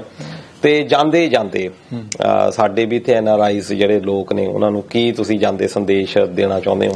ਹਾਂ, ਨਹੀਂ ਮੈਂ ਤਾਂ ਕੀ ਸੰਦੇਸ਼ ਦੇਣਾ, ਅਸਲ 'ਚ ਕਹਿੰਦੇ ਹੁੰਦੇ ਜਿਹਦੀ ਕੋਠੀ ਦਾਣੇ ਉਹਦੇ ਕਮਲੇ ਵੀ ਸਿਆਣੇ। ਤੁਸੀਂ ਬਾਹਰਲੇ ਦੇਸ਼ਾਂ 'ਚ ਜਿਹੜੇ ਰਹਿੰਦੇ ਤੁਹਾਡੇ ਕੋਲ ਦਾਣੇ ਵਧਿਆ, ਇਸ ਕਰਕੇ ਭਾਈ ਤੁਸੀਂ ਸਾਰੇ ਹੀ ਮੇਰੇ ਨਾਲੋਂ ਜ਼ਿਆਦਾ ਸਿਆਣੇ ਆ। ਤੇ ਫਿਰ ਵੀ ਭਾਈਚਾਰੇ ਦੇ ਤੌਰ ਤੇ ਇੰਨੀ ਗੱਲ ਜ਼ਰੂਰੀ ਹੈ ਕਿ ਤੁਸੀਂ ਆਪਣੇ ਦੇਸ਼ 'ਚ ਜਾਂਦੇ ਆਉਂਦੇ ਰਹਿੰਦੇ। ਕੱਲ ਵੀ ਤੁਹਾਡੇ ਚੈਨਲ ਵਾਲੇ ਕੋਈ ਸੱਜਣ ਮੇਰੇ ਨਾਲ ਉੱਥੇ ਗੱਲ ਕਰ ਰਹੇ ਸੀ, ਤੇ ਅਸੀਂ ਥੋੜੇ ਦਿਖਾਵੇ ਵਾਲੇ ਲੋਕ ਜ਼ਿਆਦਾ ਆ ਜੀ, ਤੇ ਉਹ ਸਾਨੂੰ ਉੱਥੇ ਰਹਿੰਦਿਆਂ ਤਾਂ ਪਤਾ ਨਹੀਂ ਲੱਗਦਾ, ਜਦ ਦੂਜੇ ਥਾਵਾਂ ਤੇ ਅਸੀਂ ਜਾ ਕੇ ਦੇਖਦੇ ਹਾਂ ਫਿਰ ਪਤਾ ਲੱਗਦੀ ਹੈ ਗੱਲ। ਇੱਥੇ ਆਪਾਂ ਗੱਲਾਂ ਕਰਦੇ ਹਾਂ ਸਾਰੇ ਕਿ ਉੱਥੇ ਸਿਸਟਮ ਨਹੀਂ ਚੰਗਾ, ਸਾਡੇ ਇੱਥੇ ਸਿਸਟਮ ਬਹੁਤ ਵਧੀਆ। ਤੇ ਪਰ ਉਹ ਇਹ ਵੀ ਦੇਖੋ ਨਾ, ਉੱਥੇ ਸਿਸਟਮ ਅਸੀਂ ਬਣਾਇਆ ਸੀ, ਇੱਥੇ ਸਿਸਟਮ ਕਿਸੇ ਹੋਰ ਨੇ ਬਣਾਇਆ ਹੋਇਆ। ਕਿਸੇ ਦੇ ਹੋਰ ਦੇ ਸਿਸਟਮ ਦੇ ਭਾਗੀ ਹੋਣਾ, ਉਹਦੀ ਵਰਤੋਂ ਕਰਨਾ ਵੱਡੀ ਗੱਲ ਨਹੀਂ ਹੈ, ਉਹ ਤੋਂ ਪ੍ਰੇਰਨਾ ਲੈਣੀ, ਆਪਣਾ ਸਿਸਟਮ ਵੀ ਉਦਾਂ ਦਾ ਬਣਾਉਣਾ ਉਹ ਵੱਡੀ ਗੱਲ ਆ। ਪਰ ਇੱਥੇ ਸਾਡੀਆਂ ਸੰਸਥਾਵਾਂ ਨੇ ਚੱਲਦੀਆਂ, ਚਾਹੇ ਮੈਂ ਦੇਖ ਰਿਹਾ ਸੀ ਕੱਲ ਦੀਆਂ ਖੇਡਾਂ 'ਚ ਹੀ ਦੇਖ ਰਿਹਾ ਸੀ, ਜਿਹੜੇ ਅਸੀਂ ਸੰਸਥਾਵਾਂ ਚਲਾਉਣੇ, ਚਾਹੇ ਗੁਰਦੁਆਰੇ ਚਲਾਉਣੇ ਆ, ਚਾਹੇ ਆਪਣੀਆਂ ਸਭਾਵਾਂ ਚਲਾਉਣੇ ਆ, ਜਾਂ ਵੱਡੇ ਆਯੋਜਨ ਕਰਦੇ ਆ, ਉਹਨਾਂ ਵਿੱਚ ਉਹੀ ਸਾਰੀਆਂ ਬੁਰਾਈਆਂ ਆ ਜਿਹੜੀਆਂ ਆਪਣੇ ਉੱਥੇ ਹੁੰਦੀਆਂ ਸੀ। ਤੇ ਉਹਦੇ ਲਈ ਨਹੀਂ ਅਸੀਂ ਇੱਥੋਂ ਸਿੱਖਦੇ, ਤੇ ਆਪਾਂ ਸਿੱਖਣ ਦੇ ਆਹਰ 'ਚ ਪਈਏ। ਆਪਾਂ ਨੂੰ ਸਿਖਾਉਣ ਲਈ ਆਪਣੇ ਪੁਰਖਿਆਂ ਨੇ ਬਹੁਤ ਜ਼ੋਰ ਲਾਇਆ। ਆਪਾਂ ਸਾਹਿਤ ਨੂੰ, ਆਪਾਂ ਸੁਖਨ ਨੂੰ, ਆਪਾਂ ਸਿਆਣਪ ਨੂੰ, ਚਿੰਤਨ ਨੂੰ ਆਪਣੀਆਂ ਜ਼ਿੰਦਗੀਆਂ ਦੇ ਕੇਂਦਰ 'ਚ ਲਿਆਈਏ। ਤੇ ਇੱਕ ਵੱਡਿਆਂ ਨੂੰ ਸ਼ਿਕਵਾ ਰਹਿੰਦਾ, ਨਿਆਣੇ ਪੜ੍ਹਦੇ ਨਹੀਂ, ਵੱਡਿਆਂ ਨੂੰ ਨਿਆਣਿਆਂ ਨੂੰ ਬਹੁਤ ਸ਼ਿਕਵਾ ਰਹਿੰਦਾ, ਪਰ ਉਹਨਾਂ ਨੂੰ ਪਤਾ ਨਹੀਂ ਹੈਗਾ ਉਹ ਜੋ ਕੁਛ ਹੈਗਾ ਅਸਲ 'ਚ ਉਹਨੇ ਆਪ ਉਦਾਂ ਹੀ ਕੀਤਾ। ਤੇ ਬੱਚਿਆਂ ਨੂੰ ਜਿਹਨਾਂ ਨੂੰ ਸ਼ਿਕਾਇਤ ਹੈ ਕਿ ਬੱਚੇ ਸੁਣਦੇ ਨਹੀਂ, ਬੱਚੇ ਬਿਲਕੁਲ ਨਹੀਂ ਸੁਣਦੇ ਹੁੰਦੇ, ਨਾ ਤੁਹਾਡੀ ਸੁਣਨਗੇ, ਪਰ ਉਹ ਦੇਖਦੇ ਜ਼ਰੂਰ ਹੁੰਦੇ ਆ। ਉਹ ਵੀ ਚੀਜ਼ਾਂ ਦੇਖਦੇ ਹੁੰਦੇ ਜਿਹੜੀਆਂ ਤੁਹਾਨੂੰ ਲੱਗਦਾ ਕਿ ਉਹਨਾਂ ਨੂੰ ਨਹੀਂ ਪਤਾ, ਉਹਨਾਂ ਨੂੰ ਸਾਡਾ ਸਾਰਾ ਕੁਝ ਪਤਾ ਹੁੰਦਾ। ਇਸ ਕਰਕੇ ਜਿਹੜੇ ਮਾਪਿਆਂ ਦੇ ਬੱਚੇ ਆਦਰ ਘੱਟ ਕਰਦੇ ਆ, ਉਹ ਮਾਪਿਆਂ ਨੂੰ ਵੀ ਪਤਾ ਹੋਣਾ ਚਾਹੀਦਾ ਕਿ ਉਹ ਕੀ ਕਰਦੇ। ਬੱਚਿਆਂ ਨੂੰ ਇਹ ਵੀ ਪਤਾ ਹੁੰਦਾ ਕਿ ਸਾਡੇ ਕਿੰਨੇ ਪੈਸੇ ਸਾਡੇ ਖਾਤੇ 'ਚ ਕਿਰਤ ਕਮਾਈ ਦੇ ਆ, ਕਿੰਨੇ ਹੇਰਾ ਫੇਰੀ ਦੇ ਆ, ਕਿੰਨਾ ਅਸੀਂ ਟੈਕਸ ਚੋਰੀ ਕੀਤਾ, ਉਹਨਾਂ ਨੂੰ ਸਾਰਾ ਪਤਾ ਹੁੰਦਾ। ਇਸ ਕਰਕੇ ਸਾਡੀ ਇੱਜ਼ਤ ਉਸ ਦੇ ਪ੍ਰਪੋਰਸ਼ਨ 'ਚ ਹੀ ਹੁੰਦੀ। ਬੱਚਿਆਂ ਨੂੰ ਕੀ, ਵੈਸੇ ਵੀ ਵਿਅਕਤੀ ਦੇ ਤੌਰ ਤੇ ਸਾਨੂੰ ਕਈ ਵਾਰੀ ਭੁਲੇਖਾ ਹੁੰਦਾ ਕਿ ਮੈਂ ਆਹ ਕੁਛ ਕਰਦਾ, ਮੈਨੂੰ ਨਹੀਂ ਪਤਾ। ਤੇ ਇਹ ਮੰਨ ਕੇ ਚੱਲਣਾ ਚਾਹੀਦਾ ਕਿ ਮੈਂ ਜੋ ਵੀ ਕਰਦਾ, ਮੈਂ ਜਿਹੋ ਜਿਹਾ ਵੀ ਹੈਗਾ, ਉਹ ਸਾਰਿਆਂ ਨੂੰ ਪਤਾ। ਤੇ ਉਹਦੇ ਨਾਲ ਸਾਨੂੰ ਆਪਣੇ ਨੂੰ ਸੁਧਾਰਨ ਦੀ ਵੀ ਵਧੀਆ ਰਹਿੰਦਾ ਆ, ਤੇ ਮਤਲਬ ਸੋਸਾਇਟੀ ਦੇ ਅਸੀਂ ਅੱਛੇ ਕੰਟਰੀਬਿਊਟਰ ਵੀ ਬਣ ਜਾਂਦੇ ਜੀ। ਖਾਸ ਤੌਰ ਦੇ ਉੱਤੇ ਚੰਗੇ ਨਾਗਰਿਕ ਜਿਹੜੇ ਆ ਬਣ ਸਕਦੇ ਆ। ਸਮਾਜ ਦੇ ਵਿੱਚ ਰਹਿਣਾ ਕਿੱਦਾਂ ਆ, ਇਹ ਸ਼ਾਇਦ ਮੈਨੂੰ ਲੱਗਦਾ ਵੀ ਸਾਰਾਂਸ਼ ਦੇ ਵਿੱਚ ਸਾਰਾ ਕੁਝ ਤੁਸੀਂ ਦੱਸ ਹੀ ਦਿੱਤਾ। ਖਾਸ ਤੌਰ ਤੇ ਨਿਮਰਤਾ ਤੇ ਜਿਹੜਾ ਤੁਸੀਂ ਰੂਲਸ ਜਿਹੜੇ ਬਣਾਏ ਹੋਏ ਆ ਉਹਨਾਂ ਨੂੰ ਫੋਲੋ ਕਰਨਾ, ਤੇ ਆਪਣੇ ਆਪ ਨੂੰ ਆਪਣੇ ਬੱਚਿਆਂ ਅੱਗੇ ਆਈਡੀਅਲ ਦੇ ਤੌਰ ਦੇ ਉੱਤੇ ਪੇਸ਼ ਕਰਨਾ। ਇਸ ਕਰਕੇ ਸਾਰੇ ਮਾਪਿਆਂ ਨੂੰ, ਇਨਕਲੂਡਿੰਗ ਮੀ, ਸਾਡੇ ਲਈ ਤੁਸੀਂ ਬੜਾ ਇੱਕ ਸੰਦੇਸ਼ ਵਧੀਆ ਇਹ ਦੇ ਕੇ ਗਏ ਹੋ ਕਿ ਸਾਨੂੰ ਕੁਝ ਵਧੀਆ ਕੰਮ ਕਰਨੇ ਚਾਹੀਦੇ ਆ, ਤਾਂ ਕਿ ਸਾਡੀਆਂ ਜਿਹੜੀਆਂ ਆਉਣ ਵਾਲੀਆਂ ਜਨਰੇਸ਼ਨਸ ਆ ਉਹ ਘੱਟੋ ਘੱਟ ਸਾਡੇ ਤੇ ਕੰਪਲੇਨ ਨਾ ਕਰ ਪਾਉਣ। ਤੇ ਇੱਕ ਮੈਂ ਧਰਮ ਬਾਰੇ ਵੀ ਕਹਿਣਾ, ਆਪਣੇ ਧਰਮ ਬਾਰੇ ਉਹ ਸੱਚਾ ਨਹੀਂ ਹੈਗਾ ਜਿਹੜੇ ਧਰਮ ਦੇ ਪ੍ਰਚਾਰਕ ਦੱਸਦੇ ਆ, ਜਾਂ ਧਰਮ ਦੇ ਨਾਂ ਤੇ ਸਿਆਸਤ ਕਰਨ ਵਾਲੇ ਬੰਦੇ ਦੱਸਦੇ ਆ। ਧਰਮ ਉਹ ਜਿਹੜਾ ਤੁਹਾਡੇ ਪੈਗੰਬਰਾਂ ਨੇ ਲਿਖਿਆ, ਉਹਨੂੰ ਪੜ੍ਹੋ ਤੇ ਉਹਨੂੰ ਥੋੜਾ ਥੋੜਾ ਆਪਣੀ ਜ਼ਿੰਦਗੀ 'ਚ ਉਤਾਰੋ, ਤਾਂ ਥੋੜੇ ਧਾਰਮਿਕ ਬਣਾਂਗੇ। ਅਦਰਵਾਈਜ਼ ਸਾਡੀ ਸਿਆਸਤ ਤੇ ਸਾਡੇ ਧਰਮ ਦਾ ਪ੍ਰਚਾਰ ਤੇ ਬਹੁਤੀ ਵਾਰੀ ਧਰਮ ਦੀਆਂ ਸੰਸਥਾਵਾਂ ਵੀ ਧਰਮ ਤੋਂ 180 ਡਿਗਰੀ ਦੂਜੇ ਪਾਸੇ ਨੂੰ ਲਿਜਾਂਦੀਆਂ ਹੁੰਦੀਆਂ ਜੀ। ਉਹਦੇ ਲਈ ਮਤਲਬ ਆਪ ਮਿਹਨਤ ਕਰਨੀ ਚਾਹੀਦੀ ਹੈ ਜੀ। ਬਿਲਕੁਲ। ਦੇਖੋ ਕੋਈ ਨਹੀਂ, ਅਗਲਾ ਜਿਹੜਾ ਸੈਗਮੈਂਟ ਆ ਆਪਾਂ ਇੱਕ ਧਰਮ ਵਾਲਾ ਵੱਖਰਾ ਜਿਹੜਾ ਆ ਉਹ ਬਣਾ ਲਵਾਂਗੇ, ਕਿਉਂਕਿ ਉਹਦੇ ਉੱਤੇ ਵੀ ਤੁਹਾਡੀ ਬਹੁਤ ਪਕੜ ਆ। ਕਿਉਂਕਿ ਇਸ ਵਾਰ ਤੁਸੀਂ ਆਏ ਸੀ ਸਿੱਖ ਗੇਮਾਂ ਦੇ ਸੰਦਰਭ ਦੇ ਵਿੱਚ, ਤੇ ਸਾਡੀ ਵੀ ਕੋਸ਼ਿਸ਼ ਇਹ ਸੀ, ਕਿਉਂਕਿ ਟਾਈਮ ਦੀ ਵੀ ਥੋੜੀ ਜਿਹੀ ਲਿਮਿਟੇਸ਼ਨ ਹੁੰਦੀ ਆ, ਤੇ ਅਸੀਂ ਆਸ ਕਰਦੇ ਹਾਂ ਕਿ ਜਦੋਂ ਤੁਸੀਂ ਨੈਕਸਟ ਟਾਈਮ ਆਏ ਤੇ ਉਸ ਵੇਲੇ ਆਪਾਂ ਸਾਰੇ ਜਿਹੜੇ ਮੁੱਦੇ ਆ ਹੋਰ ਵੀ ਛੇੜਾਂਗੇ ਆਪਾਂ। ਤੇ ਤੁਹਾਡਾ ਬਹੁਤ ਬਹੁਤ ਧੰਨਵਾਦ। ਤੁਹਾਡਾ ਵੀ ਬਹੁਤ ਸ਼ੁਕਰੀਆ, ਤੁਸੀਂ ਆਪਣੇ ਇੰਡੋਸ ਟੀਵੀ ਦੇ ਦਰਸ਼ਕਾਂ ਨਾਲ ਮੇਰੀ ਗੱਲਬਾਤ ਕਰਾਈ, ਉਹਨਾਂ ਨੂੰ ਕੁਝ ਸਾਂਝ ਕਰਨ ਦਾ ਮੌਕਾ ਦਿੱਤਾ। ਸ਼ੁਕਰੀਆ ਜੀ, ਬਹੁਤ ਧੰਨਵਾਦ। ਤੇ ਦੋਸਤੋ, ਇਹ ਸਨ ਸਰਦਾਰ ਜਸਵੰਤ ਸਿੰਘ ਜਫਰ ਸਾਹਿਬ। ਬਹੁਤ ਵਧੀਆ ਗੱਲਾਂ ਹੋਈਆਂ, ਬਹੁਤ ਕੁਝ ਸਿੱਖਣ ਨੂੰ ਜਿਹੜਾ ਮਿਲਿਆ, ਤੇ ਆਸ ਕਰਾਂਗੇ ਕਿ ਤੁਸੀਂ ਵੀ ਇਹ ਪ੍ਰੋਗਰਾਮ ਜ਼ਰੂਰ ਲਾਈਕ ਕਰੋਗੇ ਤੇ ਸ਼ੇਅਰ ਵੀ ਕਰੋਗੇ, ਤੇ ਫੀਡਬੈਕ ਕੋਈ ਹੋਈ ਉਹ ਵੀ ਸਾਡੇ ਤੱਕ ਜ਼ਰੂਰ ਪਹੁੰਚਾਓਗੇ। ਅਸੀਂ ਵੀ ਕੋਸ਼ਿਸ਼ ਕਰਾਂਗੇ ਕਿ ਜਫਰ ਸਾਹਿਬ ਜਦੋਂ ਨੈਕਸਟ ਟਾਈਮ ਆਉਂਦੇ ਆ, ਜਾਂ ਅਸੀਂ ਇੰਡੀਆ ਤੋਂ ਕੋਈ ਪ੍ਰਬੰਧ ਕਰਦੇ ਆ, ਤੇ ਇਹਨਾਂ ਦੇ ਨਾਲ ਲਗਾਤਾਰ ਸਾਡਾ ਜਿਹੜਾ ਰਾਬਤਾ ਹੈ ਉਹ ਬਣਿਆ ਰਹੇ, ਤੁਹਾਡੇ ਤੱਕ ਇਹਨਾਂ ਦੇ ਜਿਹੜੇ ਵਰਕ ਆ